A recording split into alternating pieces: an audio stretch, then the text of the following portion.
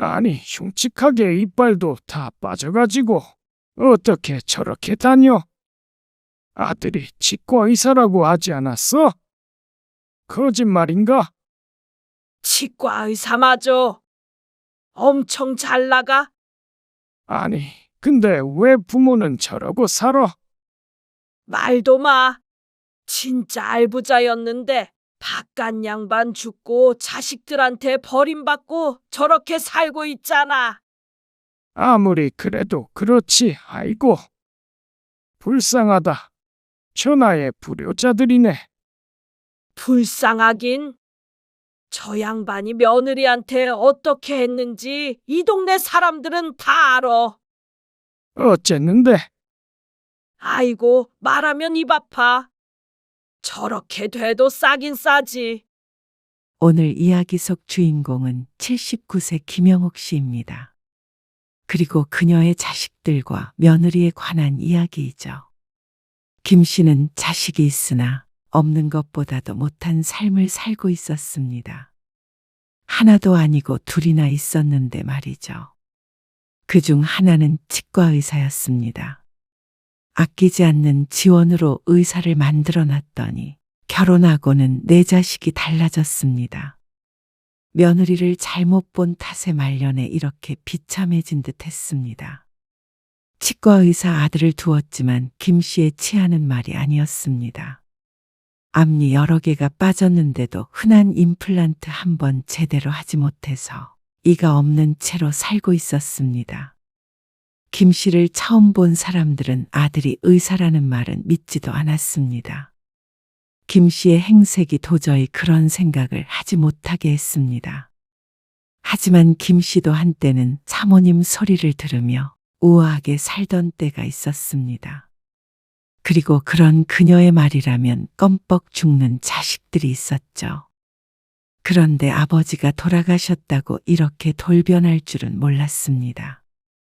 그런 자식이라면 김 씨도 연을 끊어내야 했습니다. 김 씨는 아들이 하나 그리고 딸도 하나 있었습니다. 김 씨는 본래 고향은 서울이었으나 젊었을 적에 제주도에서 남편을 만나 결혼하는 바람에 제주에 정착하게 되었습니다. 남편은 제주도 토박이었고 당시엔 가진 것이 많지 않은 사람이었습니다. 아는 선배의 땅을 빌려 농사를 짓고 가끔은 배도 타는 전형적인 제주 남자였죠. 그런데 도끼 가득한 남편은 김 씨와 결혼하고 재산을 크게 불리게 되었습니다. 돈을 모아 처음 산 땅이 크게 올랐고 그걸 팔아 또 땅을 사서 농사를 짓고 농사 지은 돈으로 다음에 또 땅을 사고 하면서 말이죠. 처음엔 얼떨떨했지만 김 씨는 금방 적응했습니다. 마치 처음부터 돈이 있었던 사람처럼 말이죠. 아버지 말씀 들어. 어? 꼭 지금 당장 결혼해야 하는 것도 아니잖아. 엄마, 아버지 말씀도 틀린 거 없어. 학벌도 그렇고 집안도 그렇고 엄마도 솔직히 네가 아까워. 김 씨의 말에 아들의 표정이 울그락불그락해졌습니다. 결혼하겠다고 데리고 온 며느리에 대한 평가가 듣기 싫은 모양이었습니다. 아들은 결혼하겠다고 했지만 아버지의 극심한 반대에 부딪혔습니다. 그리고 김 씨는 남편처럼 아들에게 퍼붓지는 않았지만 내심 아들이 결혼을 포기하길 바랐습니다. 여자친구의 조건이 좋지 못했고 그렇다고 순한 성격도 아니라 처음 만난 자리에서 김 씨의 아들을 부려먹으려는 걸 보니 더 좋게 생각할 수가 없었죠. 심성을 봐주셔야죠. 심성? 김 씨의 남편은 재밌는 얘기라도 들었다는 듯이 대꾸했습니다. 너는 공부를 그렇게 했으면서 어쩜 세상은 하나도 모르냐? 결혼이 그런 게 아니야. 둘만 좋다고 되는 것도 아니고 집안과 집안이 만나는 거잖아. 그리고 어머니도 일찍 돌아가셨다며. 요즘 그런 게 뭐가 중요해요. 왜 안 중요해? 가정교육이 제일 중요하지. 그러지 말고 연애만 해, 연애만. 너 선자리는 차고 넘치게 들어오니까 치과 의사인 아들이 너무나도 평범한 여자와 결혼한다는 사실을 김 씨의 남편은 인정할 수가 없었습니다. 그래서 자꾸만 아들의 여자친구를 깎아내리는 말을 하게 되었습니다. 명호야, 그러다가 아버지한테 쫓겨나, 응? 쫓겨나도 상관없어요. 제 결혼이니까 제가 결정할게요. 그때가 아들에게 처음으로 실망을 했을 때였습니다. 그렇게 고생해서 의사를 만들어 놨더니 엉뚱한 대로 장가를 보내는 기분이었습니다.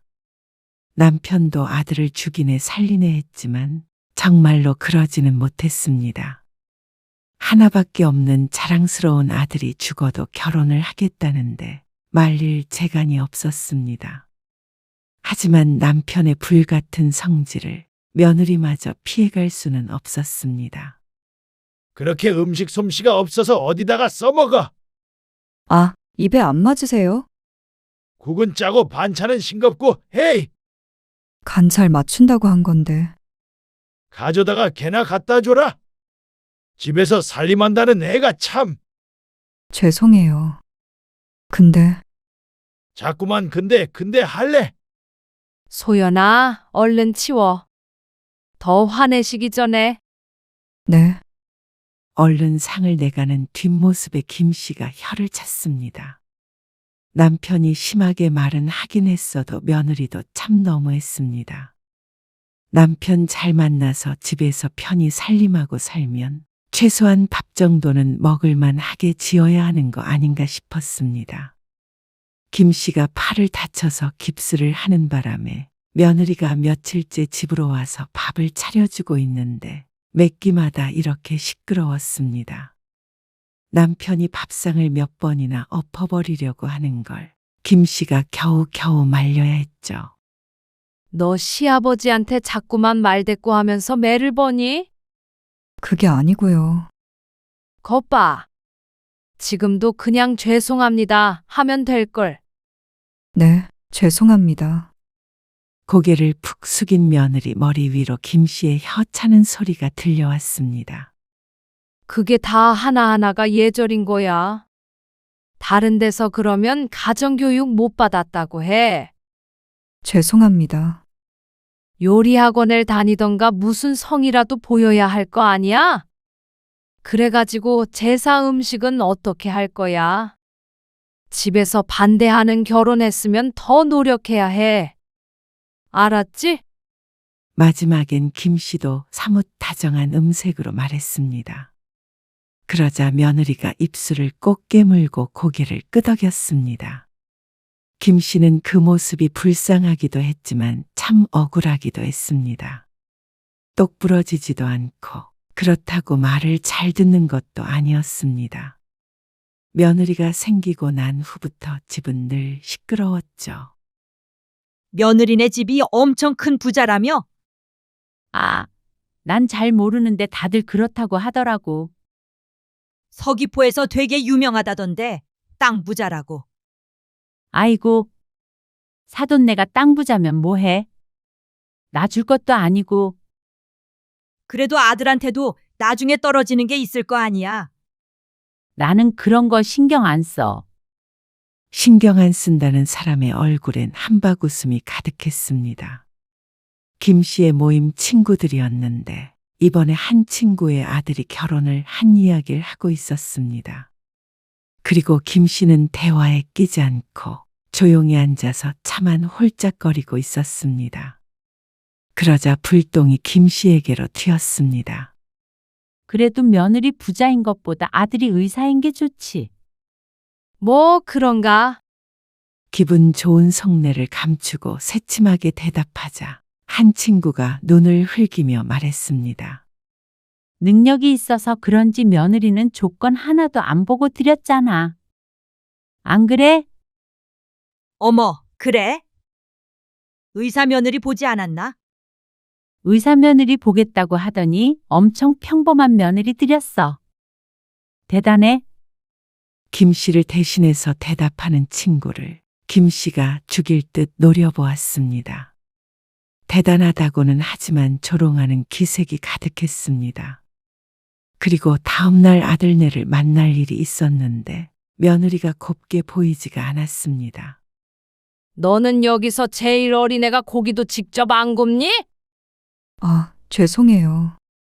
며느리가 아들의 손에 들린 집게를 받아들며 말했습니다. 그리고 아들은 그런 어머니를 보며 못 말린다는 듯이 고개를 가로저었습니다. 그나저나 애는 언제 낳을 생각이야? 천천히요. 천천히. 애가 안 들어서는 거 아니야? 그런 거 아니에요. 여자가 내조를 잘해야 애가 빨리 들어서지. 갑작스런 남편의 호통에 식사를 하던 모두가 숨을 죽였습니다. 또다시 시작되나 싶었습니다. 며느리는 숟가락을 내려놓고 고개를 숙였습니다.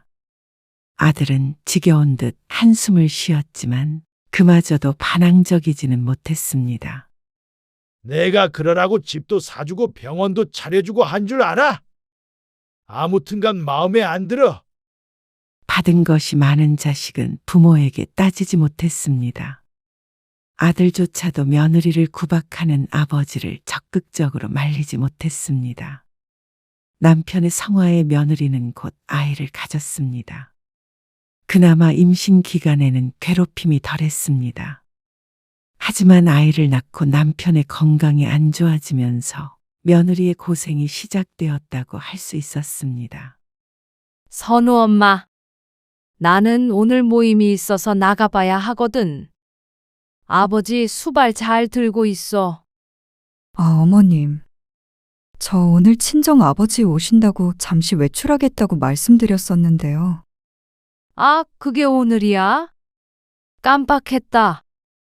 갑자기 취소할 수가 없어. 그럼 저는 어쩌죠?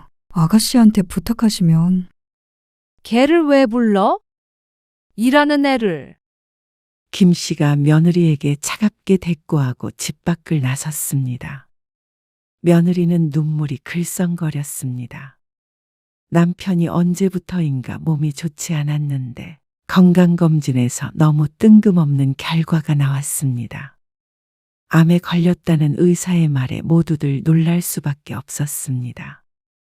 평소에도 워낙 건강 체질이었지만 스스로도 건강을 잘 챙겨서 감기도 잘 걸리지 않았던 남편이었죠. 충분히 치료할 수 있을 거라고 생각했고 수술 결과도 나쁘지 않았습니다. 그리고 수술 이후에 그 병수발을 며느리가 들게 되었습니다. 남편의 강력한 뜻에 의해서 아들네와 합가를 하게 되었습니다. 잠시 그러기로 했는데 그게 1년, 2년이 지났습니다. 손주도 보고 며느리 부려먹기도 하고 시부모 입장에서는 나쁘지 않은 합가였습니다. 아들은 일찍 나가서 늦게 들어오기 때문에 종일 김 씨 부부와 며느리가 한 집에서 생활했습니다. 삼시세끼 차리는 것은 며느리의 몫이었고 남편의 병수발과 아이 육아까지 떠맡아 늘상 입술이 부르터 있었습니다. 그리고 그날 저녁 난리가 났습니다. 김 씨는 급하게 남편의 전화를 받고 집으로 돌아가야 했습니다. 시부모를 우습게 봐도 유분수지. 왜 그래요? 무슨 일인데 그래요? 그게 저희 아버지가 집으로 잠깐 오셔서 뭘 주고 가셨는데. 아니, 왜 내 집에 허락도 없이 부모를 불러? 그게 아니고요. 것 봐라. 너 말대꾸 하는 거 본데 없이 자라서 이래. 바깥 사돈도 말이야.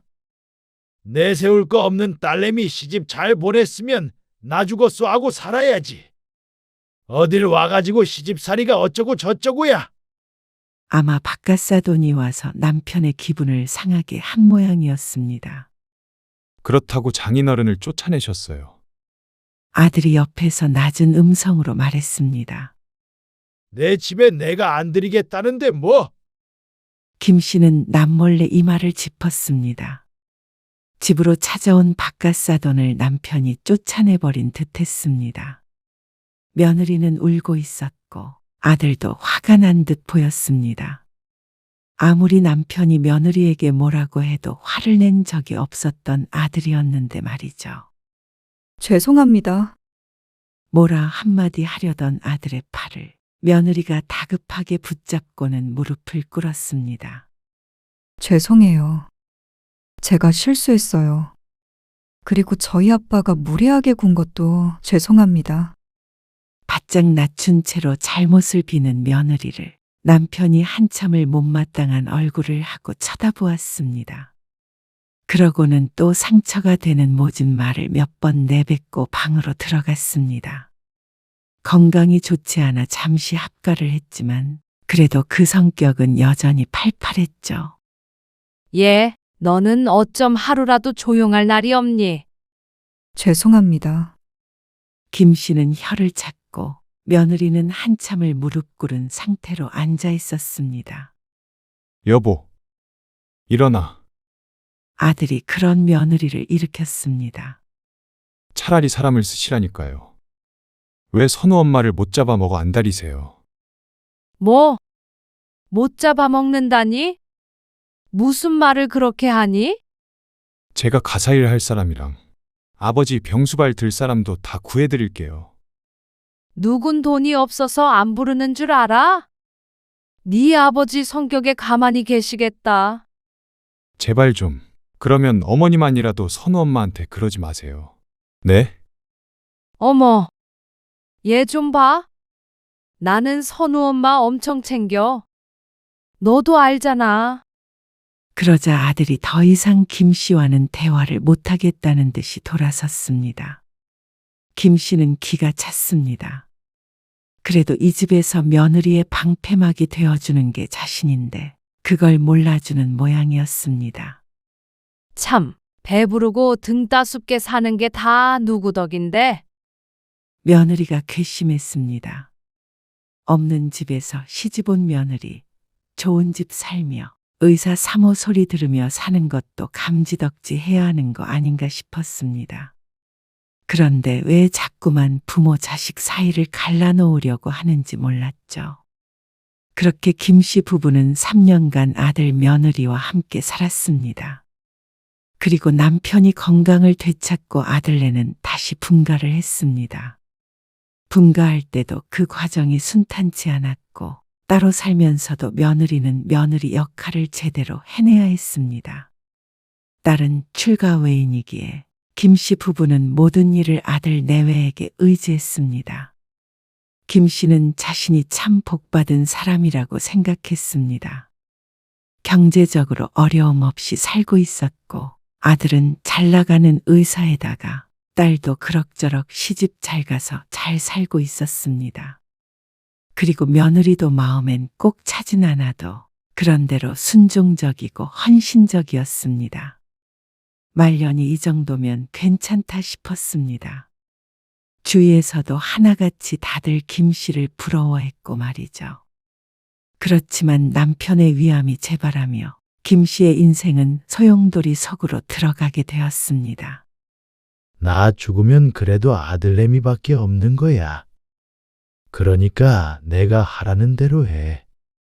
아니, 왜 죽는단 소리를 해요?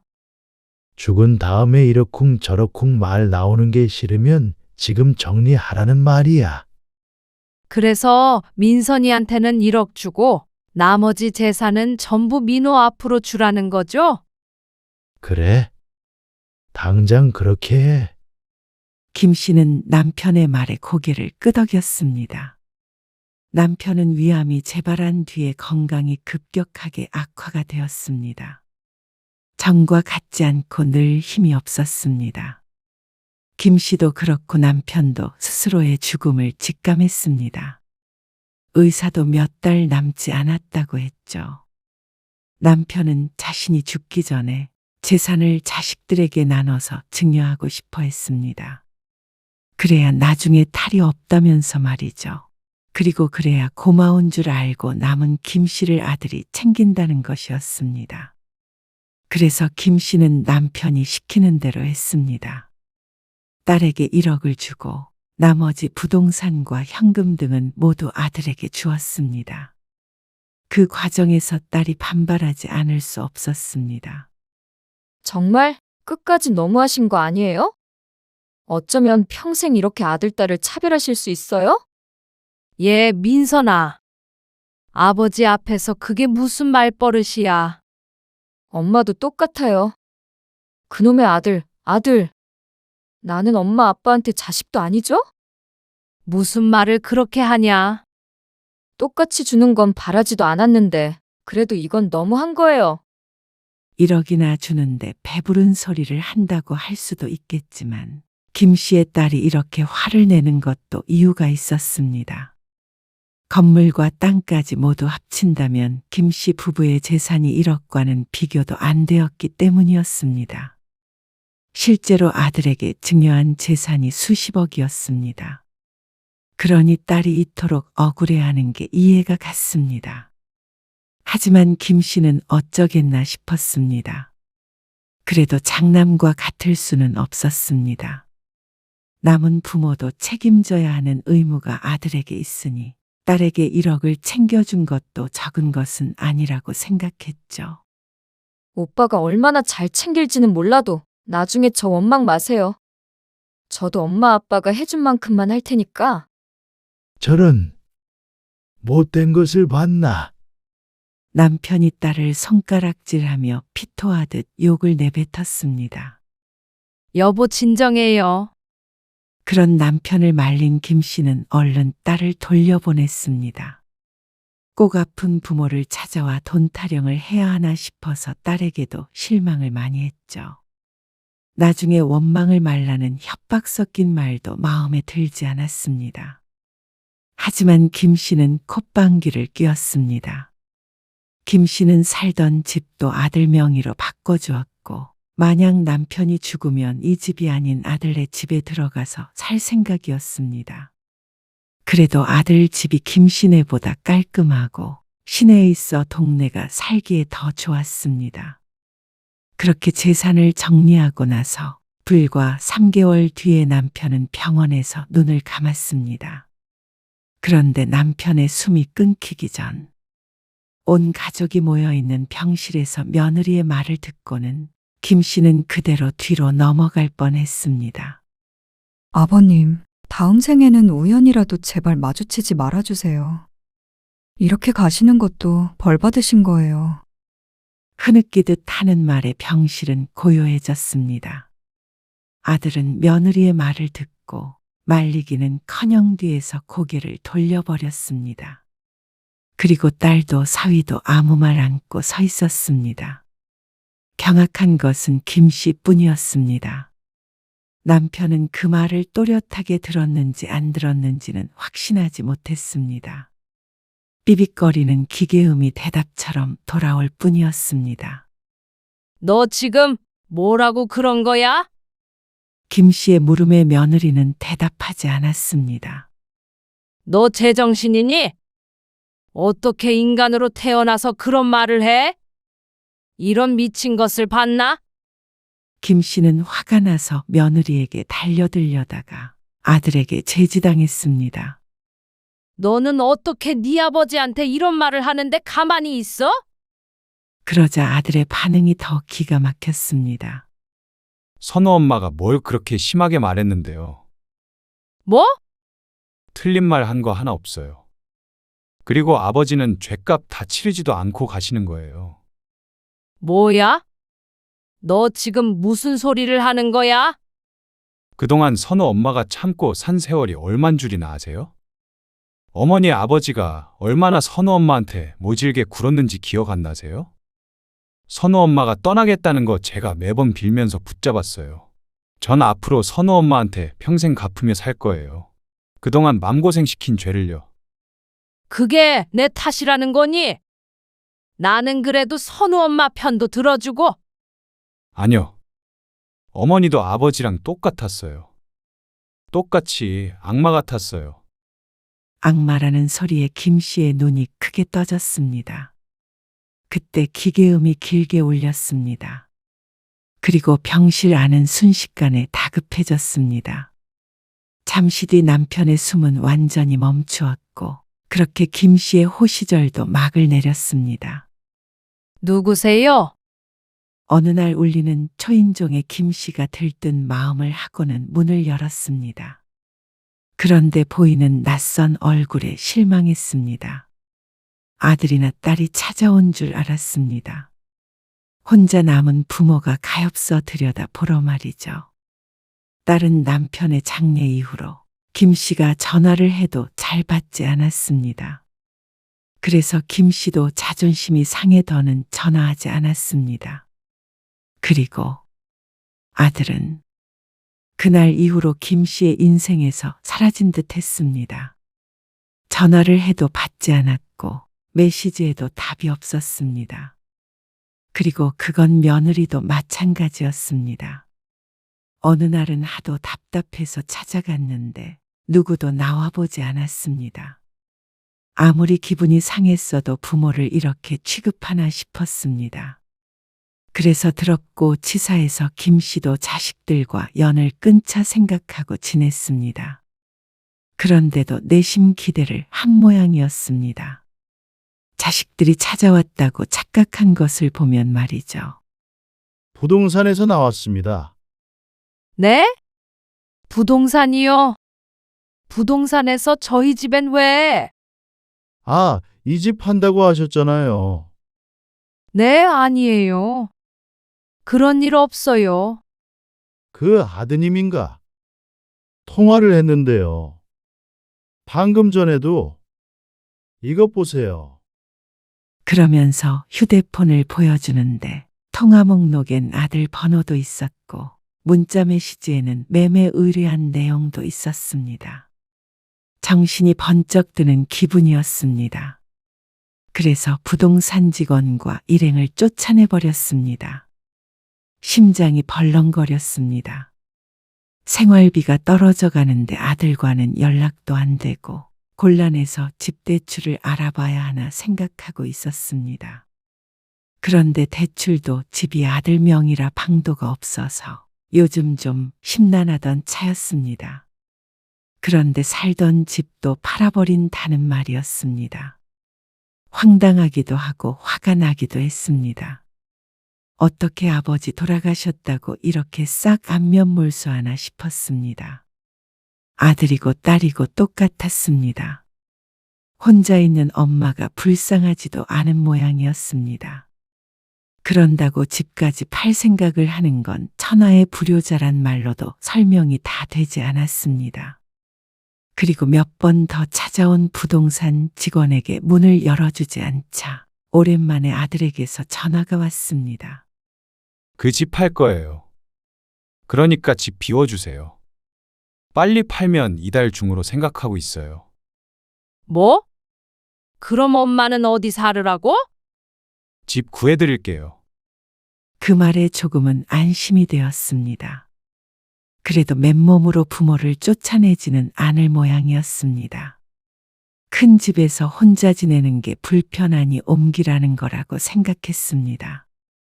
그래서 김 씨는 아들의 말대로 짐을 쌌습니다. 그런데 이사하는 날 김 씨는 놀랄 수밖에 없었습니다. 10평이 안 될 듯한 원룸을 구해놓은 아들. 김 씨의 짐이 다 들어갈 곳조차 없었습니다. 대부분 가전은 버려야 했습니다.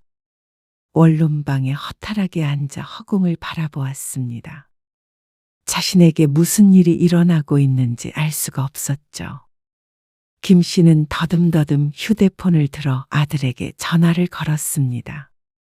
지금 나보고 여기서 살라는 거야? 네. 혼자서는 그 집도 괜찮아요. 이럴 거면 차라리 돈 돌려줘? 무슨 돈이요? 아버지는 너희가 날 데리고 살 줄 알고 그 재산을 다 준 거야. 근데 이런 경우가 어디 있냐? 돌아가신 네 아버지가 무덤에서 나오겠다.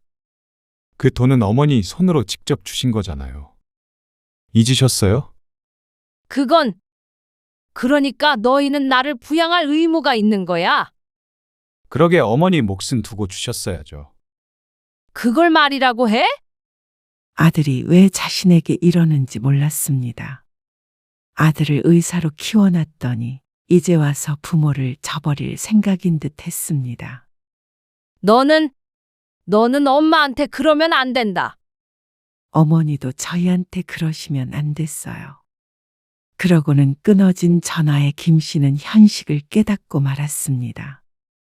지금 자신의 처지가 얼마나 심각한지 말이죠. 통장에 돈은 떨어져 가고 보금자리라는 게 원룸이었습니다. 누가 김 씨를 동네에서 유명했던 부자 3호로 볼까요? 그리고 누가 김 씨를 의사 아들을 둔 부모로 볼까요? 김 씨는 남편과 아들이 없으니 무척 초라해졌습니다. 혼자서는 살아갈 수가 없었습니다. 여보세요, 민선이니? 김 씨는 오랜만에 딸에게 전화를 걸었습니다. 그러고는 자초지종을 설명하자 딸이 조금 놀란 듯한 반응을 보였습니다. 사고 칠 줄은 알고 있었지만 오빠랑 언니도 독하네. 그렇지? 어떻게 부모한테 이럴 수가 있냐? 네가 생각해도 너무했지? 이것들을 어떻게 해야 할까? 경찰에 신고라도 해야 하는 거 아닌가 몰라. 딸이 김 씨의 마음을 알아주는 것 같아서 흥분해서 외쳤습니다. 하지만 딸이 차분하게 대꾸했습니다. 그럴 만한 이유가 있으니까 그러겠죠. 뭐? 엄마가 오빠네를 오죽 괴롭게 했어요? 내가? 거봐. 그걸 모른다는 것도 문제죠. 나 같았으면 진작에 도망갔는데 새언니도 독해서 붙어 있었던 거지. 이날만을 기다리고. 내가 뭘 그렇게 잘못했냐? 사람을 짐승만도 못한 취급을 해놓고 반성이 없으시네요. 새언니 머리채도 잡은 적 있으시죠? 하나도 기억 못하시는 것 같네요. 딸의 매정한 말에 김 씨는 할 말을 잃었습니다. 그래도 딸은 간간히 김 씨에게 용돈을 붙였습니다. 겨우 밥은 굶지 않고 살 정도였습니다. 그럼 차라리 너희 집에서 살면 어떠냐? 꿈도 꾸지 마세요. 이 정도만 해도 저는 자식 도리하고 사는 거라고 생각하니까. 하지만 김 씨가 더한 요구를 하니 딱 잘라냈습니다. 그러고는 생활비를 보내주는 것 외에는 일절 연락도 없었습니다. 그렇게 지내다 보니 우울증도 찾아왔습니다. 배도 고프지 않고 누굴 만나고 싶지도 않았습니다. 산송장처럼 그렇게 집안에만 틀어박혀 지냈습니다. 그렇게 몇 년 지나자 김 씨의 꼴은 더욱 비참해져 있었습니다. 옛날에 곱게 화장하고 모임에 다니던 그 사람이 아니었습니다. 전부터 좋지 않던 치아는 빠져버렸고 나이 들어 쭈글쭈글한 얼굴엔 회한이 가득했습니다. 어쩌다 길을 지나면 사람들은 김 씨를 손가락질했습니다. 흉측하게 이빨도 다 빠져가지고 어떻게 저렇게 다녀? 아들이 치과 의사라고 하지 않았어? 거짓말인가? 치과 의사마저 잘 나가? 아니, 근데 왜 부모는 저러고 살아? 말도 마. 진짜 알부자였는데 바깥 양반 죽고 자식들한테 버림받고 저렇게 살고 있잖아.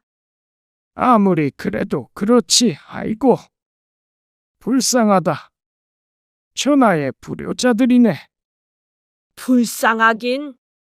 저 양반이 며느리한테 어떻게 했는지 이 동네 사람들은 다 알아. 어쨌는데? 아이고, 말하면 입 아파. 저렇게 돼도 싸긴 싸지. 김 씨는 손으로 입을 가렸습니다. 그리고 지난번에 아들네 찾아갔다가 문전박대 당하던 날을 떠올렸습니다. 남편 재산을 조금이라도 받기 위해서 갔지만 집안에는 발도 못 들였습니다. 미안하다. 내가 미안했다. 이만 용서해줘라. 늙으니 불쌍하지도 않냐? 결국 김 씨는 자신의 잘못을 인정해야 했습니다. 그리고 아들과 며느리에게 사과를 했습니다. 이제라도 미안한 줄 아셨으면 됐어요. 그러면 이만 나 좀 보살펴줘라. 매달 생활비는 조금씩 드릴 수 있어요. 하지만 부모 자식 간의 정은 기대하지 마세요. 며느리의 차가운 대답에 아들은 별말을 하지 않았습니다. 부모보다는 자신의 가정을 택한 듯 했습니다.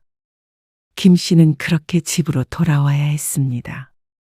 이가 없는 부모를 보고도 눈 하나 깜빡하지 않던 아들에게는 더 이상 아무것도 바랄 수가 없었습니다. 이렇게 모든 게 끝인 모양이었습니다. 그나마 생활비를 조금이나마 대주겠다고 한 것이 다행이라면 다행일까.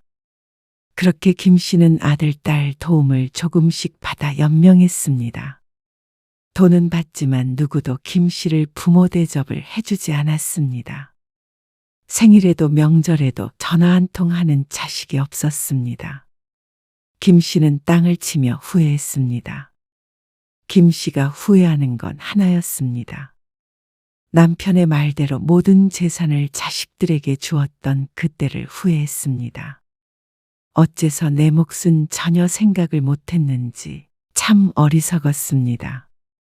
하지만 아들의 말대로 김 씨 스스로 그렇게 했기에 할 말이 없었습니다. 후회밖에 김 씨가 할 수 있는 일이 없었죠.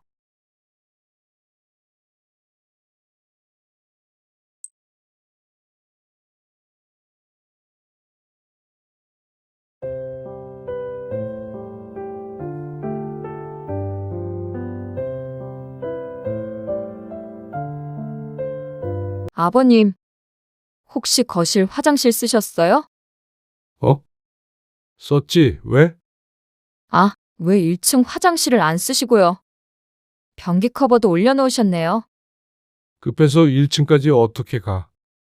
집에 아무도 없는데 굳이 거길 쓸 필요는 없잖냐?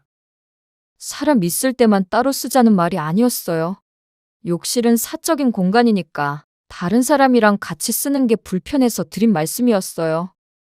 현지 엄마가 말을 좀 멋없게 하긴 하는데요. 그런 뜻은 아니에요.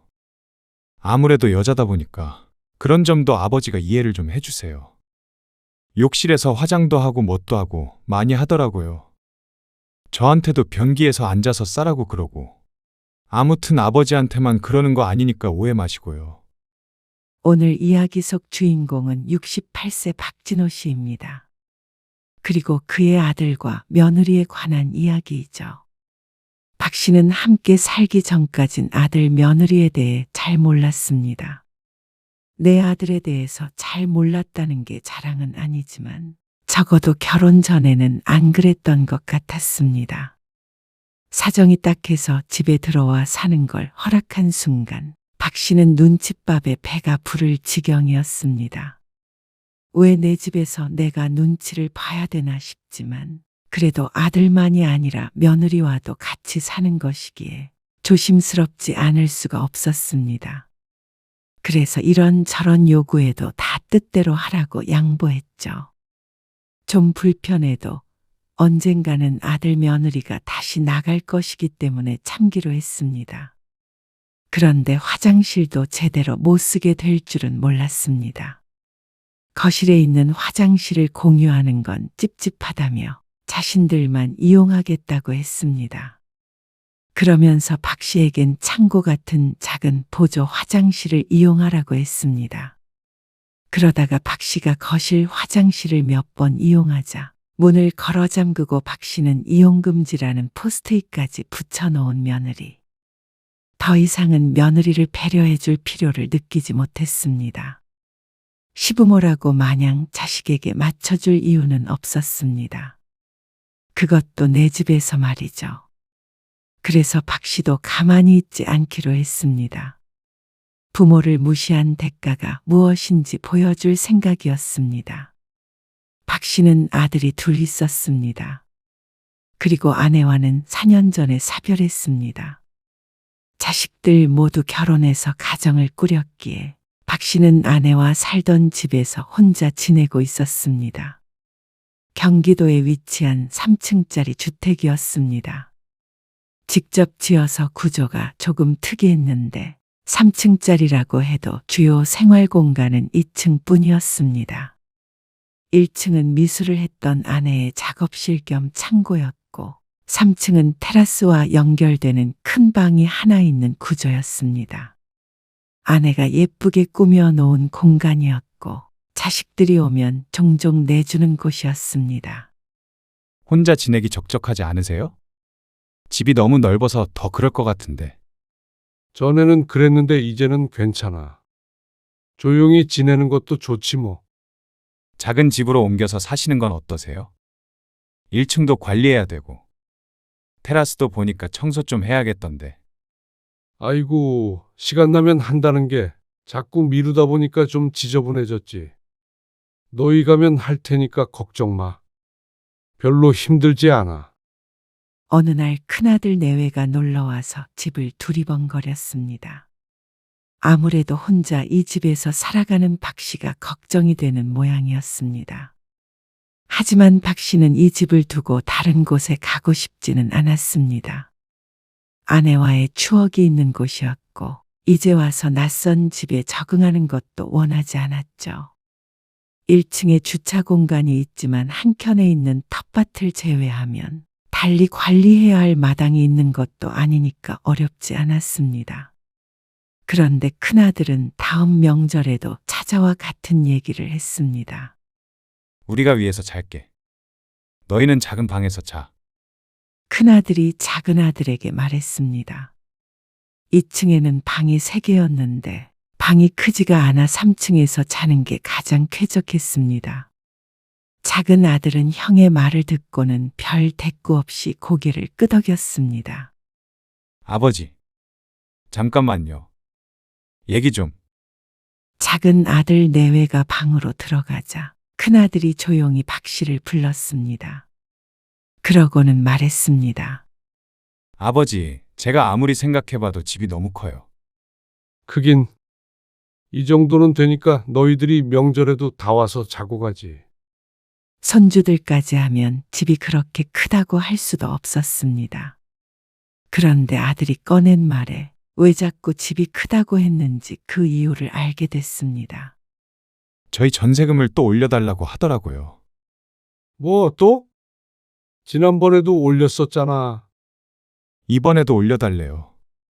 그래서 이참에 대출 받아서 집을 살까 어쩔까 얘기 중인데 아버지가 작은 집으로 옮기시면 좀 여윳돈이 있으시니까요.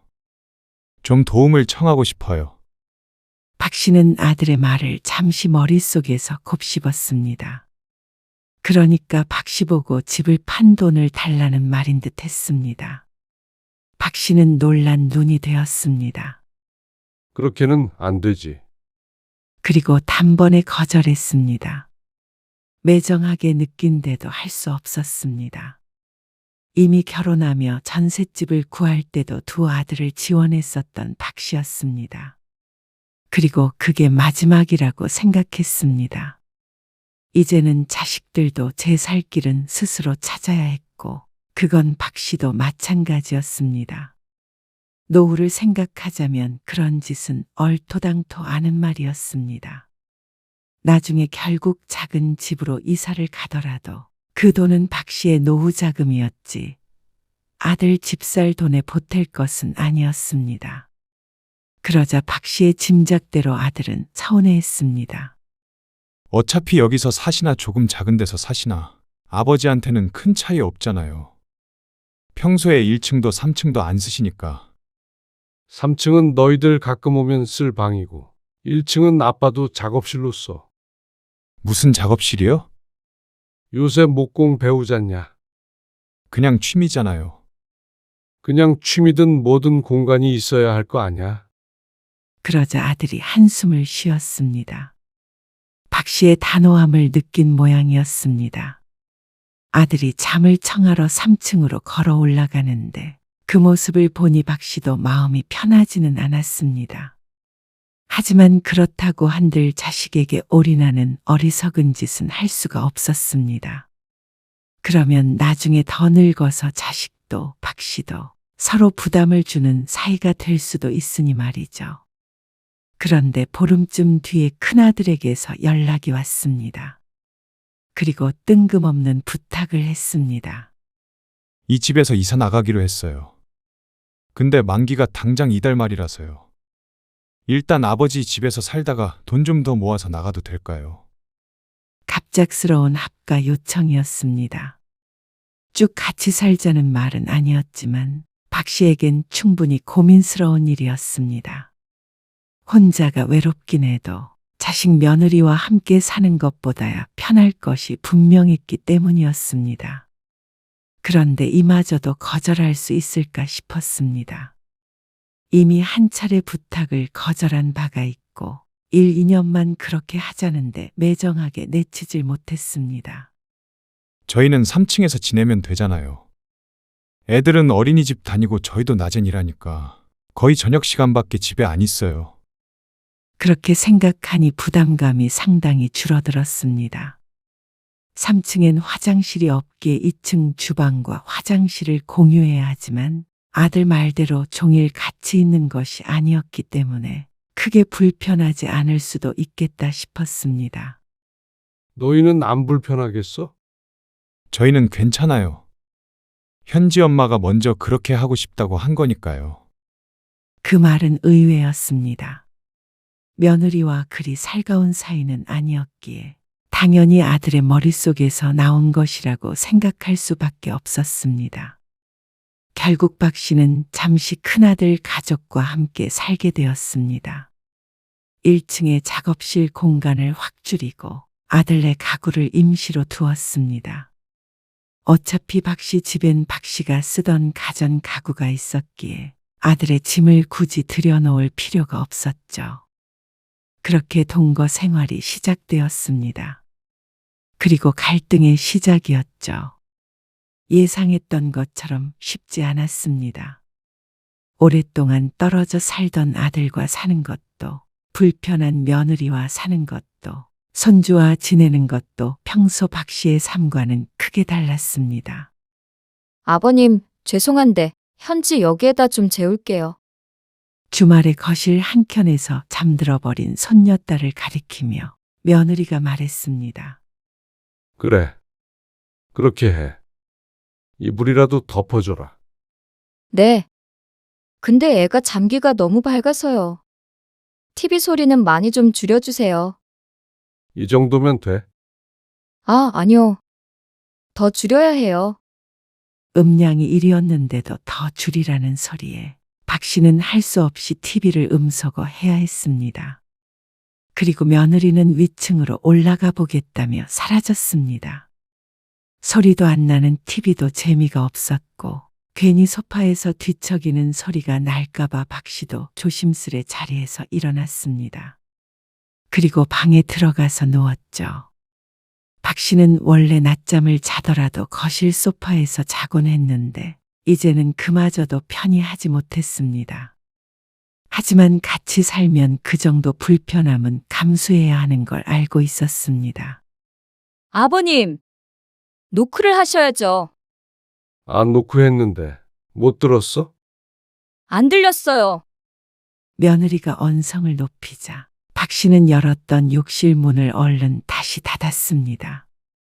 다행히도 씻고 있었던 것은 아니었지만 세면대 앞에 서 있는 며느리와 거울 속에서 눈이 마주치는 바람에 박 씨도 무척이나 당황한 상태였습니다.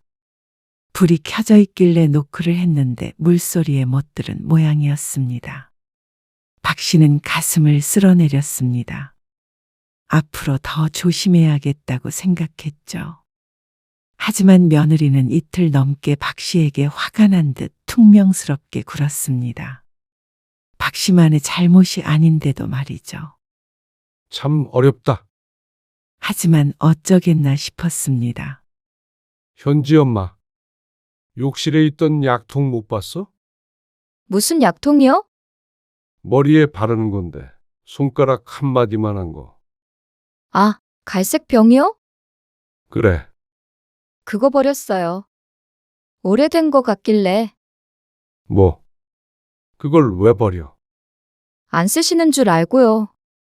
욕실이 지저분해서 정리하면서 버렸어요. 쓰시는 거면 잘 두시지. 박 씨는 이마를 짚었습니다. 머리가 빠진 부분에 바르는 약이었는데 한 병에 7만 원이나 하는 것을 버렸다는 며느리의 말에 탄식이 나왔죠. 그 말을 듣고 욕실을 둘러보자 박 씨가 쓰던 그 욕실이 아닌 것 같았습니다. 아이가 있는 집이라 그런 것도 있겠지만 며느리의 취향대로 꾸며져 있었고 샴푸며 비누며 전부 박 씨가 쓰지 않는 것들이 가득했습니다. 박 씨의 물건들은 구석으로 초라하게 밀려났습니다. 박 씨가 생각했을 때 아들 내외와 합가하고 가장 불편한 점은 바로 화장실이었습니다. 내 식구가 화장실 하나를 같이 써야 하기 때문에 여러모로 애로사항이 있었습니다. 아버님, 죄송하지만 수건 손 닦으신 거는 따로 걸어두세요. 현지가 그걸로 자꾸 얼굴을 닦아서요. 아, 난 그냥 늘 여기다 걸어두는데. 수건은 따로 쓰는 게 좋을 것 같아요. 위생적으로도 그렇고요. 비단 박 씨만 느끼는 불편함은 아니었습니다. 아버지, 저희가 거실 화장실을 쓸 수밖에 없잖아요. 그래서 그런데 혹시 아버지가 1층에 있는 화장실을 이용하시는 것 어때요? 아무래도 현지 엄마가 너무 불편할 것 같아서요. 물건 두기도 좀 그렇고. 그러면서 아들이 말끝을 흐렸습니다. 당연했습니다. 1층 작업실은 현관문을 나가야 들어갈 수 있는 구조였습니다. 2층과 3층의 안으로 연결된 것과 다르게 말이죠. 매번 씻을 때마다 화장실을 갈 때마다 밖으로 나가야 한다는 건 힘들 것이었습니다. 하지만 오랫동안 쓰지 않아 낡긴 했어도 씻을 물도 나오고 변기도 있는 작은 욕실이었습니다. 습하고 지저분했지만 쓰려면 못 쓸 것도 없었습니다. 박 씨도 불편하게 한 화장실을 같이 공유하느니 편하게 1층을 따로 쓰는 게 나을 것 같기도 했죠. 그래. 알았다. 당황하긴 했어도 젊은 사람들, 특히나 며느리는 시아버지와 같은 욕실을 쓰는 게 불편할 수도 있다고 생각해 양보하기로 했습니다. 아이고, 곰팡이가 많이 생겼네. 정말 오랜만에 열어본 1층 화장실이었습니다. 원래는 박 씨도 1층에서 작업을 하다가도 화장실 쓸 일이 있으면 2층으로 올라가곤 했습니다. 너무 관리가 안 되어 지저분한 상태이기 때문이었습니다. 박 씨는 종일 1층 화장실을 청소했습니다. 그래서 전보다 나아지긴 했어도 묵은 때는 어쩔 수가 없었습니다. 그러던 어느 날이었습니다. 모두들 직장에 가고 어린이집에 가서 낮 동안에는 박 씨 혼자 집에 있었습니다. 보통은 박 씨도 외출을 자주 하는 편인데 그날은 몸이 좋지 않아 오랜만에 편히 집에서 쉴 생각이었죠. 낮잠을 자던 박 씨가 요의에 눈을 떴습니다. 그래서 거실 화장실에서 볼일을 보고 나왔습니다. 그렇게 한참을 있자 저녁 때가 되고 다들 집으로 돌아왔습니다. 그런데 갑자기 욕실에서 큰 소리가 났습니다. 아버님, 혹시 거실 화장실 쓰셨어요? 어? 박 씨는 갑작스런 물음에 당황해서 눈을 굴렸습니다. 곰곰이 생각해 보니 낮에 한번 볼일을 보러 들어갔다가 나온 게 머릿속을 스쳤습니다. 썼지, 왜? 며느리는 왜냐는 질문이 오히려 어이가 없다는 듯이 반응했습니다.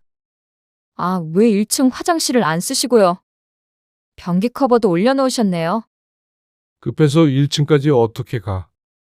집에 아무도 없는데 굳이 거길 쓸 필요는 없잖냐? 하지만 며느리의 생각은 다른 듯 했습니다. 사람 있을 때만 따로 쓰자는 말이 아니었어요. 욕실은 사적인 공간이니까 다른 사람이랑 같이 쓰는 게 불편해서 들린 말씀이었어요. 그 말에 박 씨는 조금 놀랐습니다. 그러면 아예 2층 화장실은 쓰지 말라는 소리였습니다. 박 씨가 황당해하자 아들이 조용히 박 씨를 부엌으로 데려가 말했습니다. 현지 엄마가 말을 좀 멋없게 하긴 하는데요. 그런 뜻은 아니에요. 아무래도 여자다 보니까 그런 점도 아버지가 이해를 좀 해주세요. 욕실에서 화장도 하고 뭣도 하고 많이 하더라고요. 저한테도 변기에서 앉아서 싸라고 그러고. 아무튼 아버지한테만 그러는 거 아니니까 오해 마시고요. 아들의 변명에 박 씨가 한숨을 푹 내쉬었습니다. 어째서 내 집에서 화장실도 마음껏 못 쓰나 싶었습니다. 1층 화장실은 보일러가 안 돼서 온수기가 설치되어 있는데 그것도 불편했습니다. 온수가 나오려면 한참 기다려야 했고 변기 수압도 세지가 않았습니다. 그래서 웬만하면 낮에는 2층 욕실을 이용하려고 했는데 이제는 그마저도 안 될 모양이었습니다. 참나 알았다.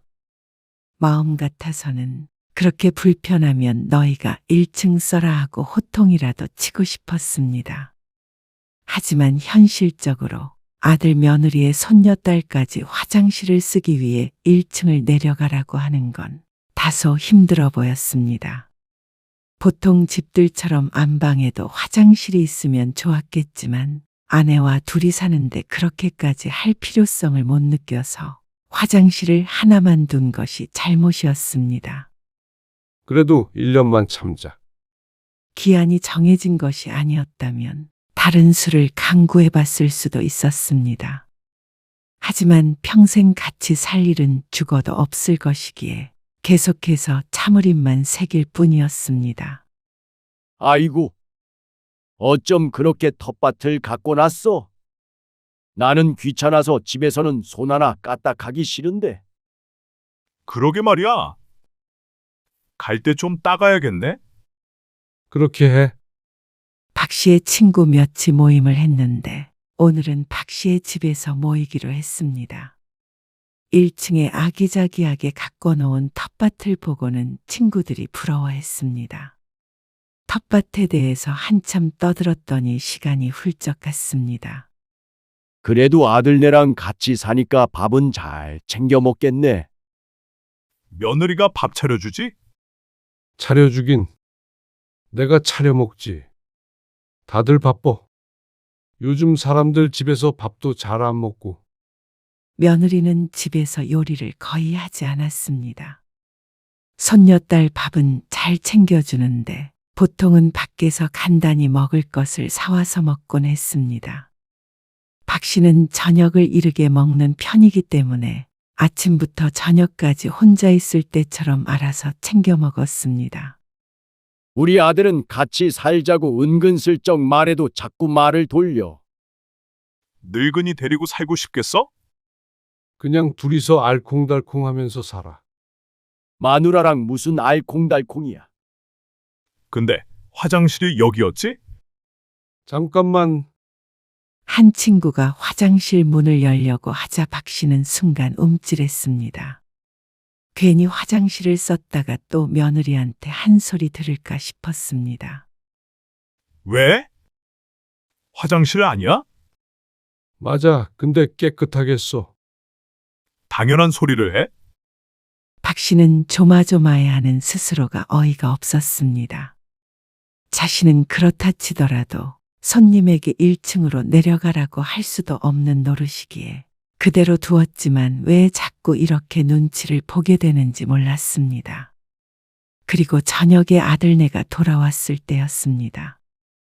친구분들 잘 있다가 가셨어요? 잠깐 얘기만 하다가 갔지. 미리 아들 내외에게 말은 해두고 초대한 것이었습니다.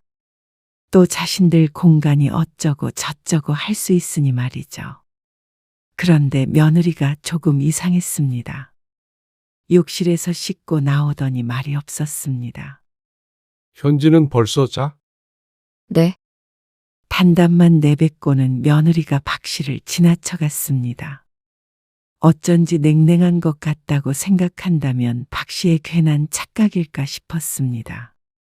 그런데 3일쯤 뒤에 큰일이 생겼습니다. 1층 화장실에서 물이 줄줄 샜습니다. 변기 배관이 터졌는지 어쨌는지 사람을 불렀는데 공사를 해야 한다고 했죠. 돈도 들 것이고 시간도 걸릴 것이었습니다. 그래서 며칠 거실 화장실을 이용하면서 견적을 내고 있었습니다. 내일 어디 가세요? 내일은 좀 늦게 들어올 거야. 너희는 주말인데 어디 안 가? 저희는 내일 집에서 쉬려고요. 박 씨가 아들의 말에 고개를 끄덕였습니다. 주말마다 손녀와 함께 돌아다니더니 이번에는 집에 있을 모양이었습니다. 박 씨는 다음 날 아침 일찍 외출했습니다. 그리고 돌아온 집. 그새 어딜 갔는지 아무도 없었고 집엔 전부 불이 꺼져 있었습니다. 이 밤중에 어딜 간 거야? 안방으로 들어가려던 찰나에 박 씨의 눈에 이상한 것이 보였습니다. 이게 뭐야? 걸음을 멈추고 보자 욕실 문에 웬 노란 종이가 붙어 있었습니다. 그리고 거기엔 이렇게 적혀 있었습니다. 화장실은 저희 전용입니다. 사용 금지 부탁드려요. 둥글둥글한 글씨체는 며느리의 것으로 보였습니다. 그걸 보고는 박 씨는 헛웃음을 터뜨렸습니다. 이렇게까지 하지 않아도 충분히 알고 있었습니다. 그래서 번거롭더라도 하루에 몇 번씩 계단을 오르락 내리락 하고 있는데 굳이 이렇게까지 해야 하나 싶었습니다. 박 씨는 손을 올려 그 종이를 뗄까 말까 하다가 다시 손을 떨구었습니다. 떼면 또 뗐다고 아버님 하며 부를 목소리가 떠올랐습니다. 고개를 절레절레 흔들며 지나가려는데 또다시 박 씨의 눈길을 잡아끄는 것이 있었습니다. 이건 또 뭐야? 박 씨는 허탈한 숨을 내뱉었습니다. 이게 도대체 무슨 의미인가 싶었습니다. 박 씨가 손을 뻗어 그것을 잡자 찰컹하는 소리가 작게 울렸습니다. 문 손잡이가 검정색으로 교체가 되어 있었습니다. 원래는 은색이었는데 말이죠. 그런데 그게 끝이 아니었습니다. 손잡이에 웬 번호들이 나열되어 있었습니다. 비밀번호를 치도록 되어 있는 손잡이였습니다. 박 씨가 재차 손잡이를 흔들자 찰컹 소리만 나고 돌아가질 않았습니다. 비밀번호를 걸어놔. 비밀번호를 모르면 열 수 없게끔 손잡이를 통째로 바꾼 듯 했습니다. 박 씨가 외출한 틈을 타서 참 기가 막힌 일을 꾸민 듯 했습니다. 아마 아들도 같이 하지 않았나 싶었습니다. 박 씨는 한참을 서서 헛웃음을 내뱉으며 허공을 보았다가 바닥을 보았다가 했습니다. 그러다가 아들에게 전화를 걸었죠. 너 이거 뭐야? 무슨 말씀이세요? 무슨 말씀이세요? 화장실에 손잡이 이거 뭐냐고. 아, 그거요. 신기한 게 있길래 한번 해봤어요. 함부로 문을 못 열도록. 함부로 문을 열어? 그거 내 얘기야. 자꾸 저희 화장실 쓰시니까. 너희 화장실? 그게 어떻게 너희 화장실이야? 저희가 쓰기로 했잖아요. 1층에 화장실 고장난 거 몰라? 알긴 알지만. 그리고 이번에 친구분들 오셔서 거실 화장실 쓰신 거 아니에요? 그게 뭐? 현지 엄마 예민한 거 아시잖아요. 자꾸만 다른 사람이 화장실 쓰니까 냄새 난다고 그래서 스트레스 많이 받아 해요. 뭐? 냄새? 그렇잖아요. 위생적으로 좋진 않죠. 그러니까 내가 화장실 쓰면 들어와서 문을 잠갔다는 말이지. 꼭 그렇다는 말이 아니고요. 하지만 아들의 말이 그 소리였습니다. 노인네와 화장실 쓰는 게 더러우니 같이 쓰기 싫다는 의사를 노골적으로 표현한 것이었습니다. 그런데 해도 너무한다 싶었습니다. 충분히 그 말을 알아들었고 박 씨도 조심하려고 충분히 노력했습니다. 하지만 피치 못할 때가 분명히 있었습니다. 이번처럼 공사 문제도 있을 수가 있었고 막말로 새벽에 깨어나 화장실을 밖으로 가고 싶지 않은 때도 있었습니다. 그럴 때마다 어떻게 그렇게 철저히 지키며 살라는 건지 몰랐습니다. 그것도 내 집에서 말이죠. 너무한다 싶었습니다. 아무리 그래도 배려를 왜 한쪽에서만 해야 하는지 이해가 가지 않았습니다. 그럼 난 화장실을 어떻게 쓰라는 거야?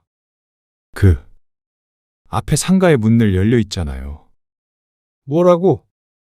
아들의 헛소리에 박 씨는 화가 머리끝까지 났습니다. 이런 놈이랑 대화를 하고 있다는 것 자체가 시간 낭비처럼 느껴졌습니다. 비밀번호 일러줘. 나도 이 화장실 쓸 거야.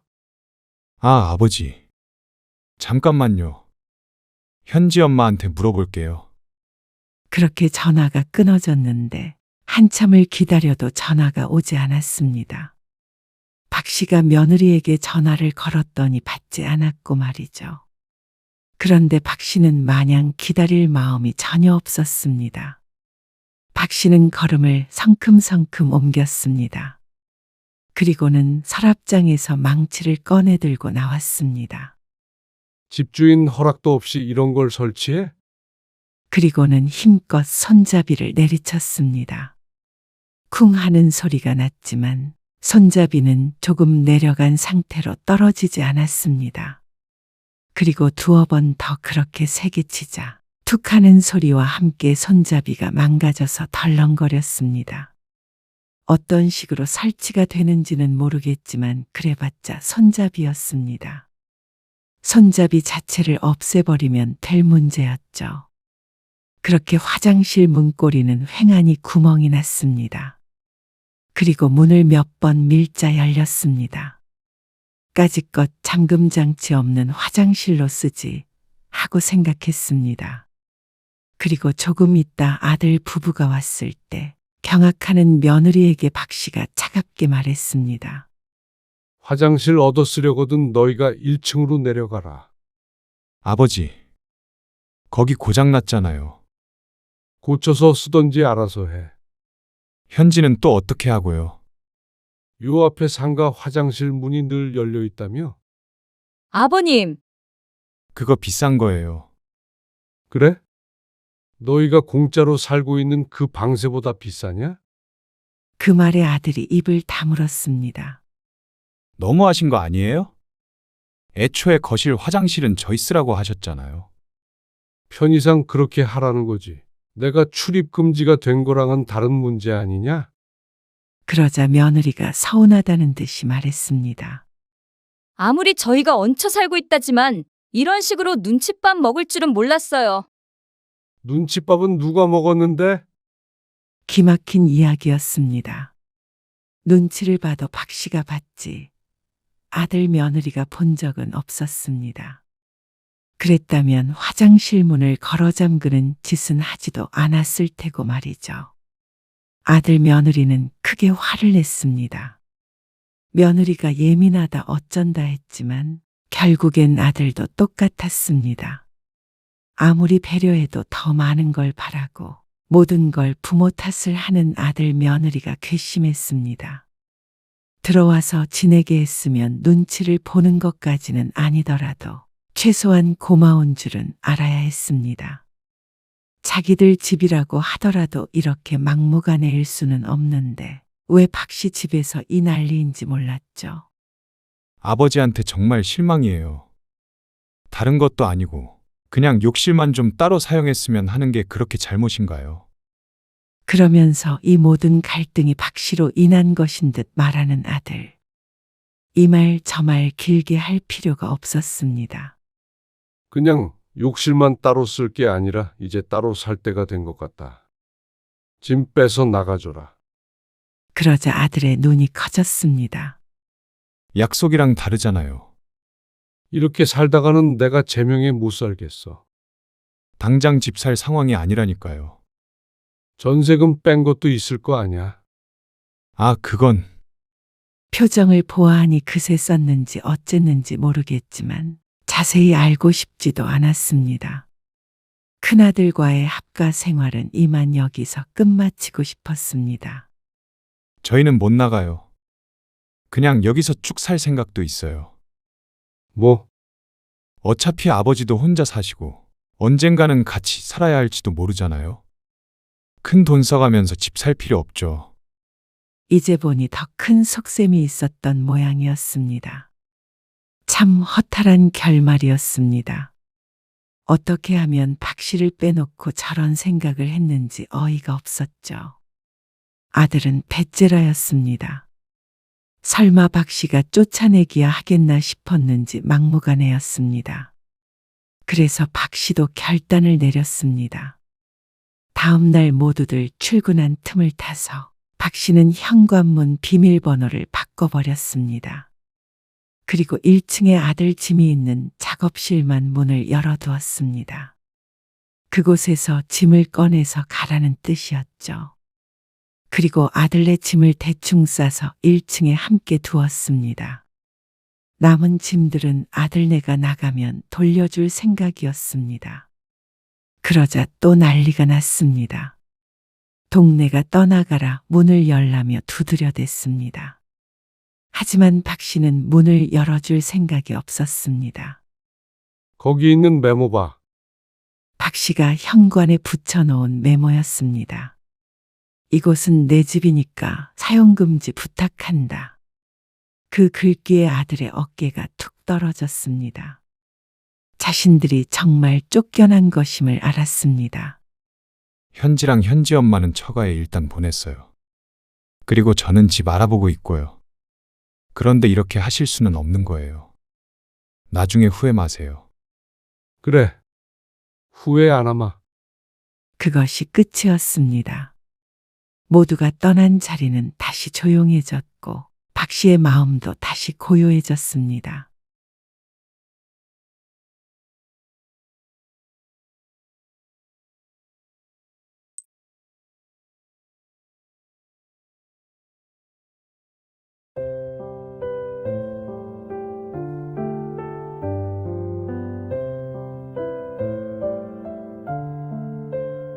뭘 하신다고요?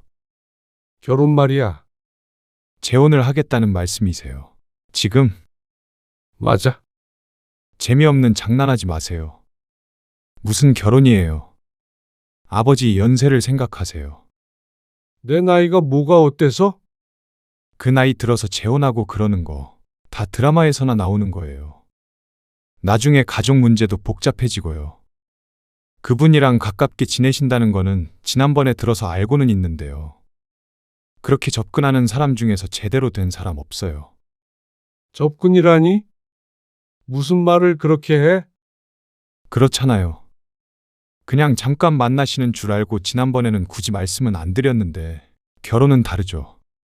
너무 이상하잖아요, 갑자기. 이상할 게 뭐 있어? 꼭 젊은 남녀가 만나야만 정분이 나냐? 사기꾼들이 많으니까 그렇죠. 나이 들면 바보가 되는 줄 알아? 내가 그런 것도 구분을 못할 줄 알고? 결정했으니까 그런 줄 알아라. 오늘 이야기 속 주인공은 67세 조남식 씨입니다. 조 씨는 오랫동안 혼자 지냈어도 결혼을 해야겠다는 생각은 하지 못했습니다. 그만큼 이번에 만난 사람에게는 진심이었습니다.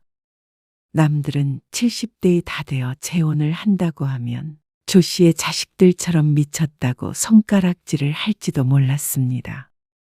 하지만 남은 인생이 길다면 길 텐데 외롭고 쓸쓸하게 늙어가고 싶진 않았습니다. 자식은 둘이 있어도 남이나 다를 바 없었습니다. 아내가 떠나고 자식들은 저들 살기 바빠 그런지 아무도 혼자 남은 아버지를 신경 쓰지 않았습니다. 그렇다면 사별 후 10년이 훌쩍 넘어 재혼한다는 아버지를 말리지나 말아야 할 텐데 참 야속했습니다. 자식의 반대를 무릅쓰고 한두 번째 결혼. 보란듯이 잘 살아보고 싶었습니다. 나이 들어서도 이렇게 인연을 만날 수 있다. 새 인생을 시작할 수 있다. 보여주고 싶었습니다. 다정하고 친절한 여자와 함께 여생을 살고 싶었습니다. 하지만 인생이 그리 쉽게 흘러가지는 않았습니다. 말년의 조 씨에게 남은 건 핑크빛 미래가 아니었습니다. 어두컴컴한 고독뿐이었죠. 조 씨는 12년 전 아내와 사별했습니다. 그 전에 두 자식은 모두 결혼해서 가정을 꾸려 살고 있었습니다. 그러니 조 씨는 아내가 떠난 뒤 쭉 혼자였습니다. 아내가 세상을 떠난 후부터 조용한 집은 더 고요해졌고 밥상 위엔 늘 혼자 먹는 반찬 3가지와 미지근한 국 하나가 전부였습니다. 혼자서 더 잘 챙겨 먹을 수도 없었고 그러면 뭐 하나 싶었습니다. 조 씨에게 식사란 그저 끼니를 때우는 것뿐이었습니다. 밥 먹으며 도란도란 이야기를 나눌 사람조차 없으니 10분이면 식사가 끝이었죠. 어디가? 갈 데가 어디 있어? 밥 먹고 산책하는 거지. 이번에도 아들은 안 오나 봐. 멀리서 어떻게 오겠어? 조 씨는 동네를 한 바퀴 돌다가 지인의 질문에 씁쓸하게 대답했습니다.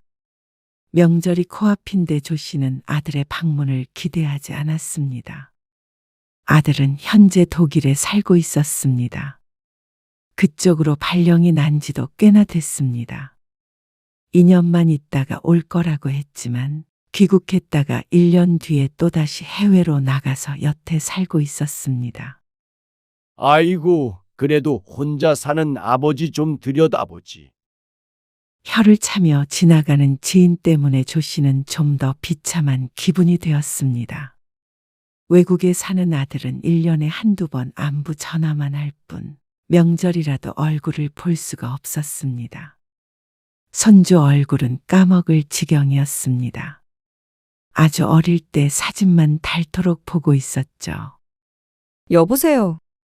조 씨는 집으로 돌아가며 딸에게 전화를 걸어보았습니다. 비교적 가까이 사는 딸이라 이번 명절에 언제 올 것인지 물어보기 위함이었습니다. 이번 명절에요?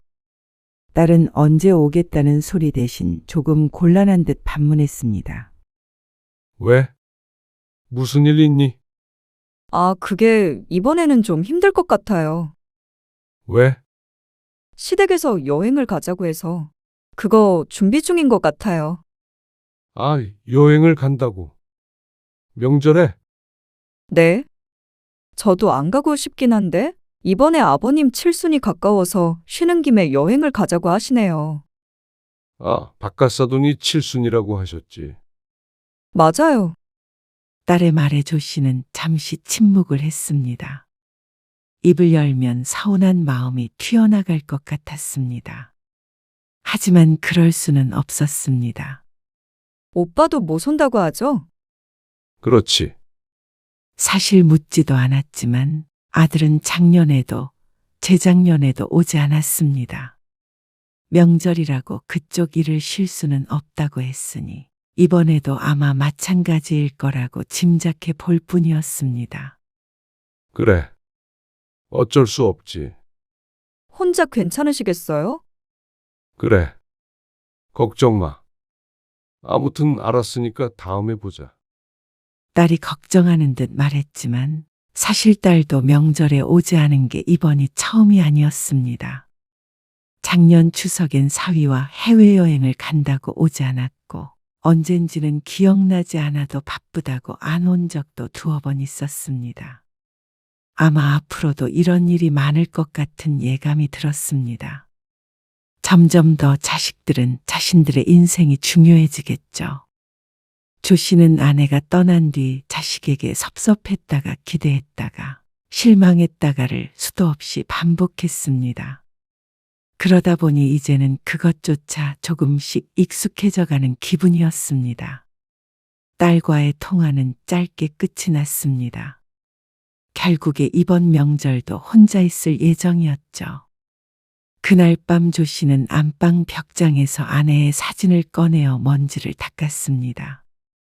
여보, 나 혼자 남겨지니까 이렇게 조용하네. 애들은 바빠. 그래서 어쩔 때는 나만 이 세상에 덩그러니 남겨진 것 같아. 조 씨는 잠시 앉아 있다가 작게 흐느꼈습니다.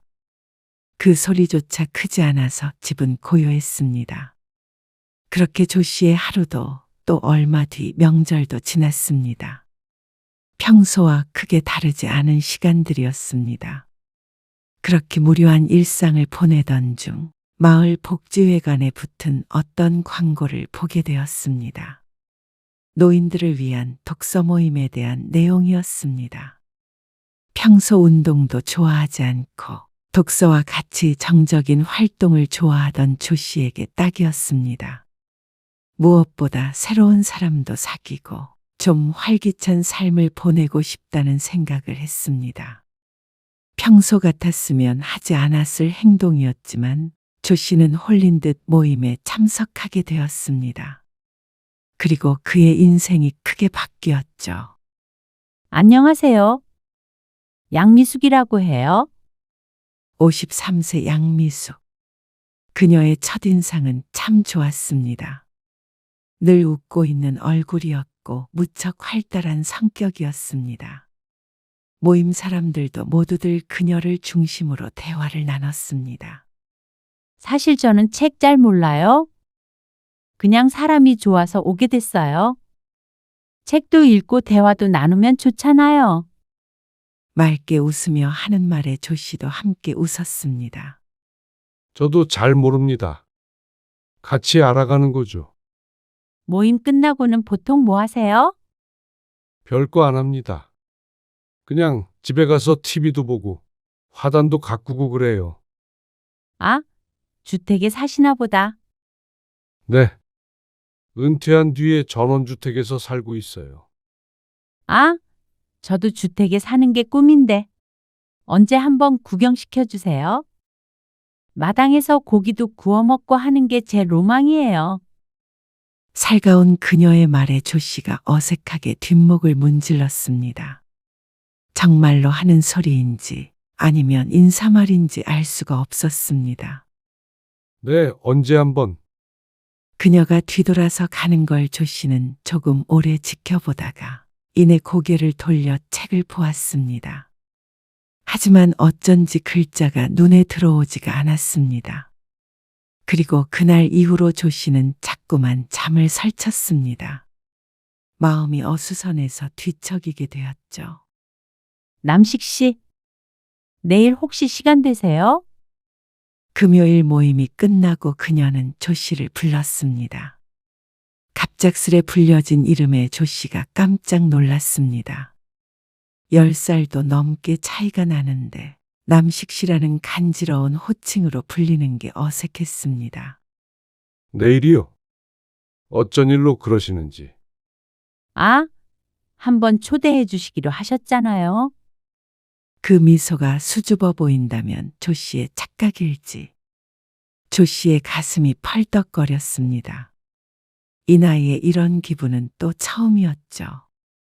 아, 그럼요. 됩니다, 시간. 머릿속엔 얼른 집에 가서 지저분한 마당을 정리하고 집도 청소를 좀 해야겠구나 하는 생각이 들었습니다. 그리고 캐캐 묵은 바비큐 도구도 창고에서 꺼내와야겠다 싶었습니다. 그럼 내일 뵐게요. 그리고 하루 동안 조 씨는 몸도 마음도 바빴습니다. 종일 청소를 하느라 바빴고 마음은 널뛰느라 바빴습니다. 그리고 그녀가 원피스를 곱게 입고 집으로 왔을 때 알게 되었습니다. 조 씨의 착각이 아니었다는 걸 말이죠. 그녀는 함께 있는 내내 조 씨에게 호감을 표시했습니다. 50이 넘은 나이에도 곱고 젊어 보였습니다. 어쩜 이런 사람이 70이 다 되어가는 자신에게 이럴까 하는 생각이 들었습니다. 그녀는 전화도 자주 걸어왔고 조 씨가 몸살로 복지회관 모임에 안 나갔을 땐 직접 죽을 끓여 들고 찾아오기도 했습니다. 그래서 3달쯤 뒤에 그녀가 조 씨에게 마음을 표시했을 때 그는 망설일 수밖에 없었습니다. 우리는 나이 차이도 많이 나고 미숙 씨 같은 사람이 왜 날 좋다고 하는 건지 전 사실 잘 모르겠어요. 사랑의 나이가 무슨 상관이에요? 그리고 50대나 60대나 같이 늙어가는 처지 아닌가요? 저는 남식 씨의 그 차분하고 따뜻한 성품이 좋아요. 사랑이요? 조 씨는 그동안 고민했던 것이 무색하게 그녀에게 빠져들어갔습니다. 처음에는 누가 볼까봐 두려웠는데 나중엔 그런 시선들조차 신경 쓰지 않게 되었습니다. 그리고 그녀와 만난 지 반년이 넘어갈 때쯤이었습니다. 남식 씨, 저 요리도 잘하고요. 꽃도 잘 가꿔요. 아, 그러시겠죠. 다 잘하시니까. 제가 주택에 사는 게 꿈이라고 했잖아요. 근데 거기에 남식 씨까지 있으면 더 좋을 것 같아요. 그녀의 말에 조 씨의 눈이 커졌습니다. 이 말뜻은 함께 살고 싶다는 것 같았습니다. 이렇게 늙기엔 우리 시간이 아깝지 않아요? 그녀의 말에 조 씨도 마음먹었습니다. 이제 청춘은 아니었지만 그래도 남은 나날이 적어도 10년 이상은 될 것이었습니다. 아내가 떠나고 혼자 살아온 시간이었습니다. 무척 외로웠습니다. 그 긴 시간 동안 또다시 혼자 살아가야 한다면 그것만큼 슬프고 괴로운 일이 없을 것 같았습니다. 그녀의 따뜻한 사랑을 느낀 뒤에는 허전함이 더 클 테죠. 그래서 조 씨는 며칠 뒤 아들과 딸에게 전화를 걸었습니다. 식은 따로 올리지 않아도 자식들에게 먼저 알리기는 해야 하는 문제였으니 말이죠. 조 씨는 자식들이라면 분명 그의 행복을 빌어줄 것이라고 생각했습니다. 그런데 독일에 있는 아들에게 먼저 전화를 했더니 반응이 이상했습니다. 뭘 하신다고요? 결혼 말이야. 아들의 황당하다는 듯한 말투에 조 씨의 대답에 어쩐지 힘이 빠졌습니다. 재혼을 하겠다는 말씀이세요. 지금? 맞아. 아들은 한참 동안이나 대답이 없었습니다. 왠지 긴장이 되는 기분이었습니다. 이윽고 아들의 한숨 소리가 들리더니 무심한 대꾸가 돌아왔습니다. 재미없는 장난하지 마세요. 무슨 결혼이에요. 아버지 연세를 생각하세요. 내 나이가 뭐가 어때서? 그 나이 들어서 재혼하고 그러는 거 다 드라마에서나 나오는 거예요. 나중에 가족 문제도 복잡해지고요. 그분이랑 가깝게 지내신다는 거는 지난번에 들어서 알고는 있는데요. 그렇게 접근하는 사람 중에서 제대로 된 사람 없어요. 접근이라니? 무슨 말을 그렇게 해? 그렇잖아요. 그냥 잠깐 만나시는 줄 알고 지난번에는 굳이 말씀은 안 드렸는데 결혼은 다르죠. 너무 이상하잖아요. 갑자기. 이상할 게 뭐 있어? 꼭 젊은 남녀가 만나야만 정분이 나냐? 사기꾼들이 많으니까 그렇죠. 나이 들면 바보가 되는 줄 알아? 내가 그런 것도 구분을 못할 줄 알고? 또다시 아들의 한숨 소리가 들려왔습니다. 조 씨는 화가 나서 더 이상 전화를 붙잡고 있을 수가 없었습니다. 결정했으니까 그런 줄 알아라. 그러고 전화를 끊었는데 아들에게 무척 섭섭했습니다. 아버지를 바보 취급을 해도 유분수지. 그리고 어떻게 미숙 씨를 사기꾼으로 몰아가는지 괘씸했죠. 그러나 딸의 반응도 별반 다르지 않았습니다. 그나마 아들은 차분하게 얘기하기라도 했지. 딸은 불같이 화를 냈습니다. 아들에게 했던 것처럼 조 씨가 뭐라 따지지도 못할 정도였습니다. 한동안 전화도 없으시다 했는데 이게 무슨 날벼락 같은 소리예요? 진짜 이러지 마세요. 아빠 아니어도 충분히 복잡한 일 많으니까. 혹시라도 그 여자랑 결혼한단 소리 또 하시면 저 죽는 꼴 보시는 거예요. 아니, 내가 결혼한다는데 왜 네가 죽는다고 그래? 정말 몰라서 그러세요?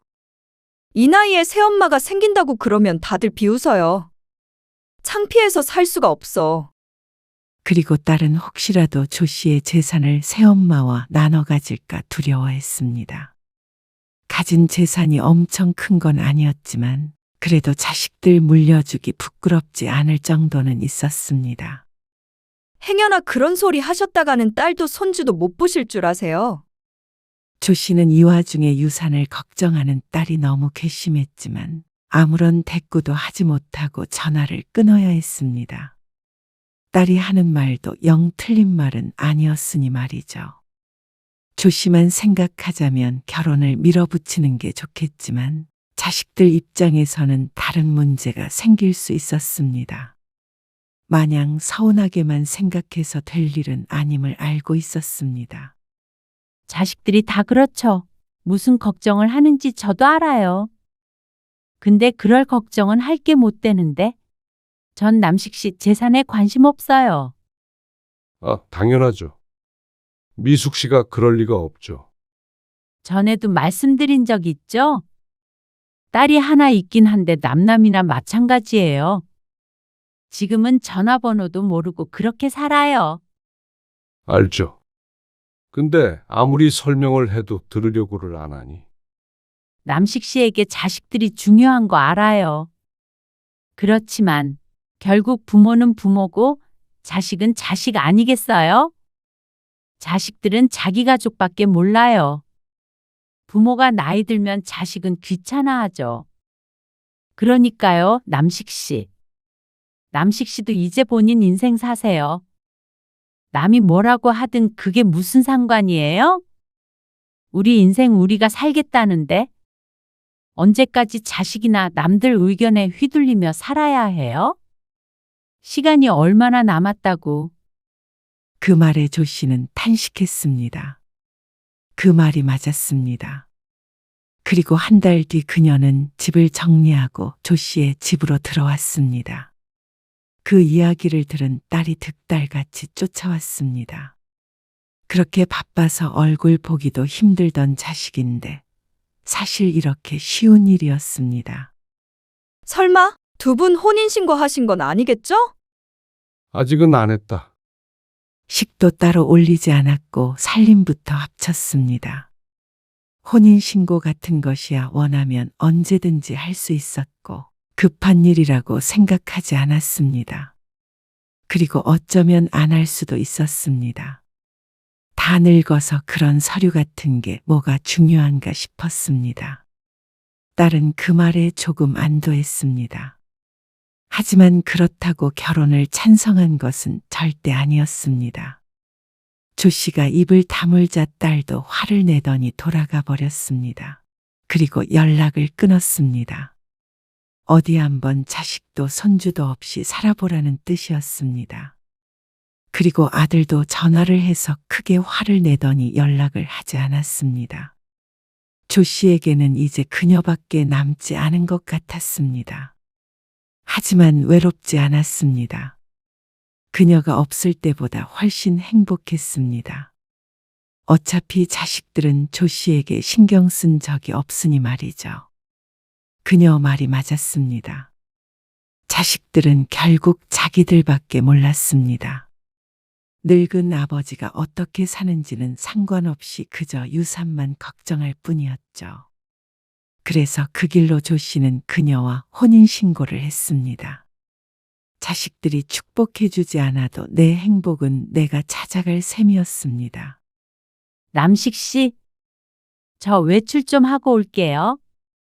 어디 가세요? 약속이 있어서요. 그러면 점심은 어떻게 하고? 먹고 들어올 거니까 챙겨 먹고 있어요. 곱게 단장한 그녀는 오전에 집을 나섰습니다. 요새 외출이 잦은 그녀였습니다. 결혼 초에는 종일 붙어 있었고 오랜만에 남이 해주는 집밥을 몇 끼 먹을 수 있었습니다. 마당에서 고기도 구워 먹고 저녁에는 손잡고 동네 산책도 하고 행복한 나날을 보냈죠. 하지만 그것도 극히 초반뿐이었습니다. 그녀는 어쩐지 조금 변했습니다. 혼자서 점심을 챙겨 먹고 있는데 조 씨의 휴대폰이 띠링하고 울렸습니다. 확인해 보니 문자 메시지에 카드 사용 내역이 떴습니다. 조 씨가 그녀에게 생활비로 쓰라고 준 카드였습니다. 어쩐지 마음이 무거워졌습니다. 누적 금액이 조 씨 혼자 살 때와는 사뭇 달랐습니다. 삼시세끼 밥만 챙겨 먹으면 크게 돈 쓸 일이 없던 조 씨였는데 여자는 다르긴 다른 모양이었습니다. 화장품이며 옷이며 돈 쓸 데가 많아 보였습니다. 달리 직장에 다니지 않는 그녀를 위해 주었던 카드인데 그녀가 외출만 하면 이렇게 쉴 새 없이 휴대폰이 울려댔습니다. 그리고 저녁 때가 다 되어 돌아온 그녀는 피곤하다며 방으로 쏙 들어가 버렸습니다. 1시간가량 TV를 보며 기다리다가 방문을 열어보니 어느새 잠들어 있는 미숙이 보였습니다. 미숙 씨, 벌써 7시가 넘었어요. 저녁밥 먹어야죠. 아유, 귀찮아요. 점심을 많이 먹었더니 생각 없네요. 뒤척이며 대답하는 미숙을 잠시 바라보자 다시 잠든 듯 미동이 없어졌습니다. 그런 그녀를 뒤로 하고 조 씨는 뒤를 돌아 방을 나왔습니다. 오늘은 저녁밥도 혼자였습니다. 같이 살다 보면 이런 날도 있고 저런 날도 있겠지만 혼인신고를 한 지 2달 만에 느끼는 감정이 외로움이라니 조금 아이러니했습니다. 그리고 그런 미숙의 외출이 잦아지자 어느 날 조 씨가 함께 밥을 먹으며 슬쩍 이야기를 꺼내봤습니다. 누굴 그렇게 만나러 다녀요? 친구들이요. 역시 미숙 씨 친구들이 많네요. 그렇죠?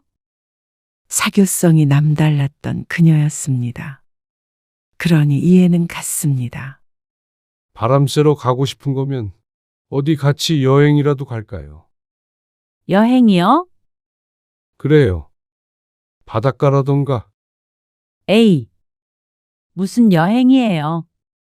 그녀는 왜인지 고개를 절레절레 흔들었습니다. 한 번도 함께 여행 간 적이 없는데 지겹다는 얼굴이었습니다. 그러면서 그냥 집에 있는 게 편하고 좋다고 했죠. 그럼 마당에서 고기라도 구워 먹을까요? 오랜만에. 그러자 그것도 싫다는 미숙. 귀찮게 뭐하러요? 준비하는 것도 번거롭고 기름 묻은 식기들 닦는 것도 힘들어요. 내가 같이 하면 되죠. 남식 씨가 그런 거 할 줄이나 알아요? 그러면서 자리에서 일어나 버렸습니다. 혼자 남겨진 조 씨는 조금 당황스러웠습니다. 나이는 들었어도 나름 신혼부부인데 신혼부부 같아 대화가 아닌 것 같았죠. 그러던 어느 날이었습니다. 당신 연금 통장 있죠? 그것 좀 줘봐요. 이제 제가 이 집 안주인이니까 돈 관리도 내가 할게요. 통장을 달라고요? 네. 그리고 보험 같은 것도 수익자 바꿔놔야죠. 지금 자식들 앞으로 되어 있죠? 그렇긴 한데. 아빠 결혼했다고 연락도 끊고 사는 자식들 앞으로 한 푼도 주면 안 되죠. 갑작스런 그녀의 말에 조 씨는 당황스러웠습니다. 왜 이런 이야기가 나온지 이유도 알 수 없었습니다. 그러더니 지금 살고 있는 집 명의도 공동명의로 바꿔달라는 말을 했습니다. 내가 생각해보니까 조금 억울해서요. 안 그래도 주변에서 시선이 곱지 않잖아요. 그런데 내가 내 앞으로 된 재산 하나도 없이 욕먹느니 뭐라도 바꿔서 욕먹는 게 덜 억울할 것 같아서요. 그녀의 말이 무슨 말인지는 알았습니다. 동네 사람들이 손가락질을 한다는 사실도 말이죠. 조 씨와 미숙의 나이가 10살 넘게 차이나는 데다가 만난 지 얼마 되지도 않아 살림을 합쳤다고 다 늙어서 주책이라는 소리도 들려왔습니다. 듣고 싶지 않아도 저절로 들려왔습니다. 혀를 차는 사람도 있고 뒤에서 숨죽여 웃는 사람들도 있었습니다. 그리고 조 씨가 욕먹는 만큼 미숙도 욕을 먹었습니다. 호랩이 첩으로 들어가서 재산을 노린다고 말이죠. 하지만 전부 다 헛소리로 생각했습니다. 사실은 그게 아니라는 걸 조 씨가 알고 있기에 남들이 뭐라 한들 상관없다고 생각했죠. 하지만 그녀는 아닌 모양이었습니다. 그냥 명의가 중요한가요? 우리가 같이 살고 있고 같이 늙어간다는 게 중요한 거지. 다른 사람 말들 신경 쓸 필요 없다고 미숙 씨가 그랬잖아요. 그래도 중요하죠. 우린 부부잖아요. 내가 일방적으로 남식 씨 도움받으면서 사는 것 같아서 싫어요. 그러면 애들이 가만히 있지 않을 텐데. 남식 씨는 그러면 저보다 영 끄는 자식들이 더 중요하다는 건가요? 그 뒤로 미숙이 토라져서 말도 걸지 않았습니다. 밥은 늘 따로 먹었고 조 씨를 거들떠보지도 않았습니다. 아침 일찍 나가서 밤늦게 들어오는 나날이 계속되자 조 씨는 애가 탔습니다. 혹여나 이대로 그녀가 떠나버릴까봐 무섭기도 했습니다. 알았어요. 그렇게 합시다. 정말요? 그제서야 미숙이 밝은 얼굴을 해보였습니다. 처음 만났을 때 보았던 고운 표정의 조 씨도 안심이 되었습니다. 그래서 조 씨는 연금 통장을 그녀에게 주었고 집 명의도 절반을 그녀에게 넘겨주었습니다. 그러자 조 씨도 이제서야 진정한 부부가 된 것 같은 기분이 들었습니다. 모든 걸 함께 하는 그런 사이 말이죠. 남식 씨, 차 좀 빌려서 쓸게요. 어디 가요? 아, 내가 말을 안 했구나. 친언니한테 일이 좀 생겨서 친언니요? 무슨 일인데요? 조금 아프대요. 그래서 병문안 좀 가야 되는데 거리가 좀 있어서 자고 와야 할 것 같아요. 병실에서 자려면 힘들 텐데. 그래도 언니니까요. 같이 가줄까요? 조 씨가 당장이라도 짐을 쌀듯이 물었습니다. 그러자 그녀가 황급히 손을 내저었습니다. 아니에요. 우리 언니 본 적도 없잖아요. 서로 불편하게 그러지 말아요. 아, 그런가요? 알았어요. 조심히 다녀와요. 그리고 그날 밤 미숙은 처음으로 외박을 했습니다. 그리고 그 뒤로 그런 일이 몇 번 더 있었습니다. 언니가 어느 병원에 입원해 있어요. 언니요? 아, 왜요? 그래도 내가 명색이 가족이 된 건데 뭐라도 좀 보낼까 해서요. 아, 그게 아니에요. 보낼 필요 없어요.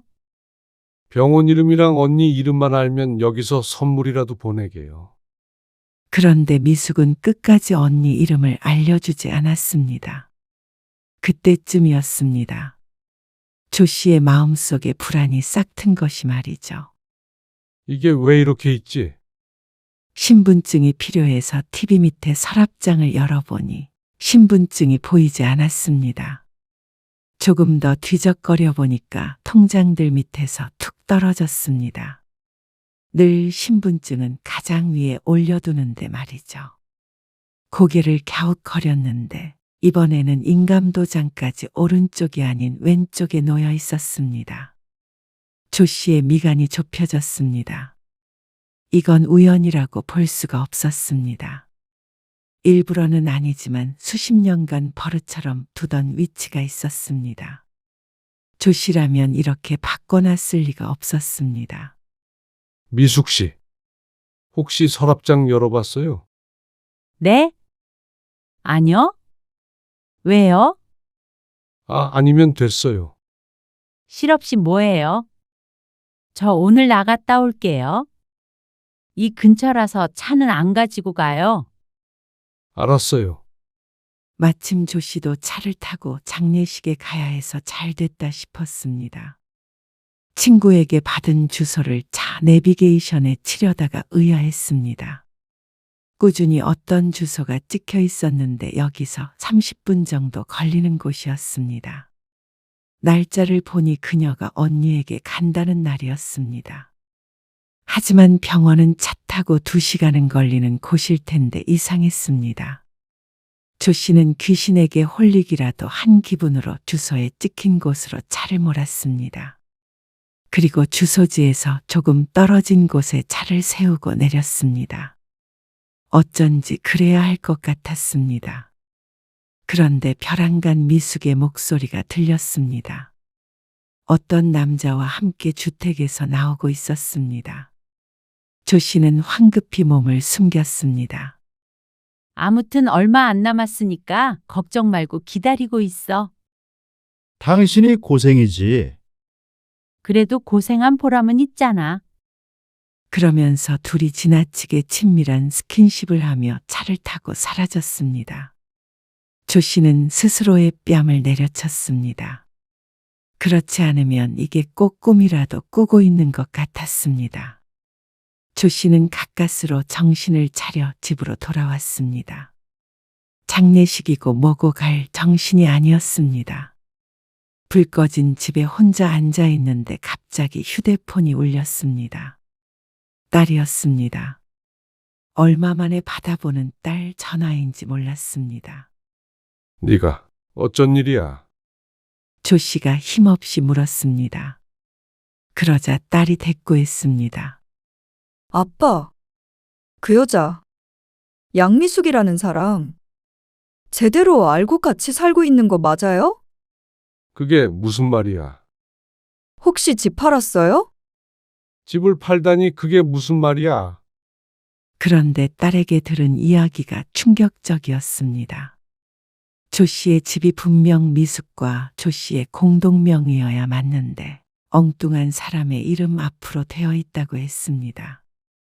등기를 떼볼 생각은 하지 못하고 있었는데 마른 하늘의 날벼락 같은 소리였습니다.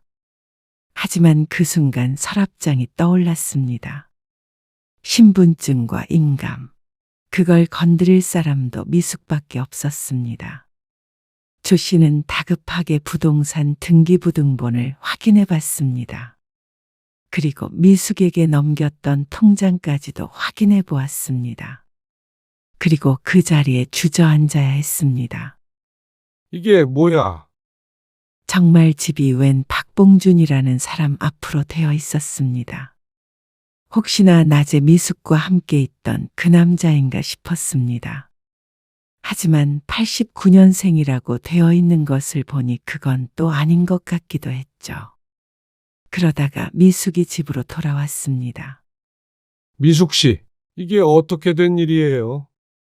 그러자 그녀의 얼굴빛이 어두워졌습니다. 낭패라는 듯한 그 표정의 설명을 다 들은 기분이었습니다. 아니, 목돈을 좀 마련하려고 집을 팔았어요. 뭐라고요? 처음엔 대출을 좀 받았었는데 그게 갚기가 좀 힘들어서. 그러면서 이달 말까지 이사를 가야 한다고 했습니다. 조 씨는 처음으로 그녀에게 화를 냈습니다. 지금 이게 말이 되는 상황인가 싶었습니다. 그럼 통장은 이게 뭐예요? 돈이 다 어디 간 거냐고요? 그러자 미숙은 입을 꼭 다물었습니다. 이제는 거짓된 변명도 안 할 모양인 듯 했습니다. 미숙 씨 말이 맞다면 낮에 그 남자는 누구예요? 낮에? 맨날 그 남자 만나러 갔잖아요. 그건 그냥 친척 오빠일 뿐이에요. 말도 안 되는 소리였습니다. 조 씨가 아무리 그래도 그 정도 바보는 아니었습니다. 조 씨는 어쩐지 하늘이 와르르 무너지는 것 같았습니다. 희미했던 진실이 바짝 다가와 선명하게 보이기 시작했습니다. 모든 걸 다 제자리로 돌려놔요. 이 집도 절대 난 못 나가요. 내 동의도 받지 않은 거니까 매매는 취소하고 돈도 도로 넣어놔요. 그리고 나서 미숙과의 사이는 정리해야 했습니다. 이미 혼인신고도 했지만 이렇게 어떻게 같이 살 수 있을까요? 그러고 하루가 지났는데 또다시 자신의 어리석음을 확인해야 했습니다. 미숙이 흔적도 없이 사라졌습니다. 아마 외국으로 간 것 같은데 이러면 찾기가 쉽지는 않아요. 현금을 들고 간 것 같네요. 본인 명의로 재산이 없어요. 경찰에 뒤늦게 신고했지만 조 씨가 할 수 있는 일은 없었습니다. 그저 그녀가 다시 한국으로 들어오길 기다리는 수밖에 없어 보였습니다.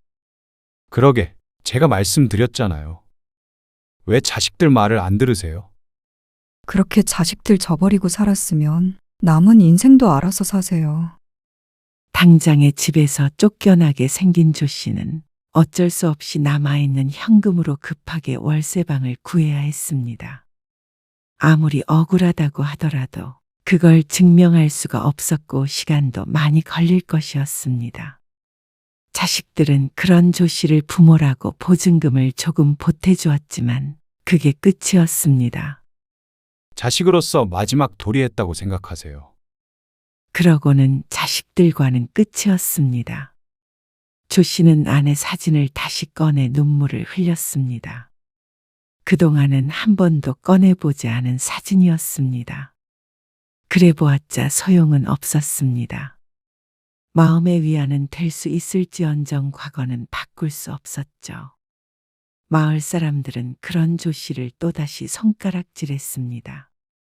어딜 가도 사람들의 시선이 따라붙는 것 같아서 2달도 채 살지 못하고 다른 동네로 이사를 가야 했습니다. 당장 굶어 죽을 상황은 아니었지만 충분히 노후가 걱정되는 상황이었습니다. 지금 가진 돈이라면 1, 2년 후에 죽지 않는 이상은 통장이 바닥날 게 뻔했기 때문이었습니다. 결국 조 씨는 70이 다 된 나이에 일자리를 찾아 전전해야 했습니다. 여자 한 번 잘못 만나면 패가 망신한다더니 조 씨는 어쩌면 이렇게 뒤늦게 이런 일이 있나 싶었습니다. 하지만 누구 하나 원망할 사람도 없었습니다. 가해자는 찾을 수가 없었고 조 씨는 여전히 혼자였습니다.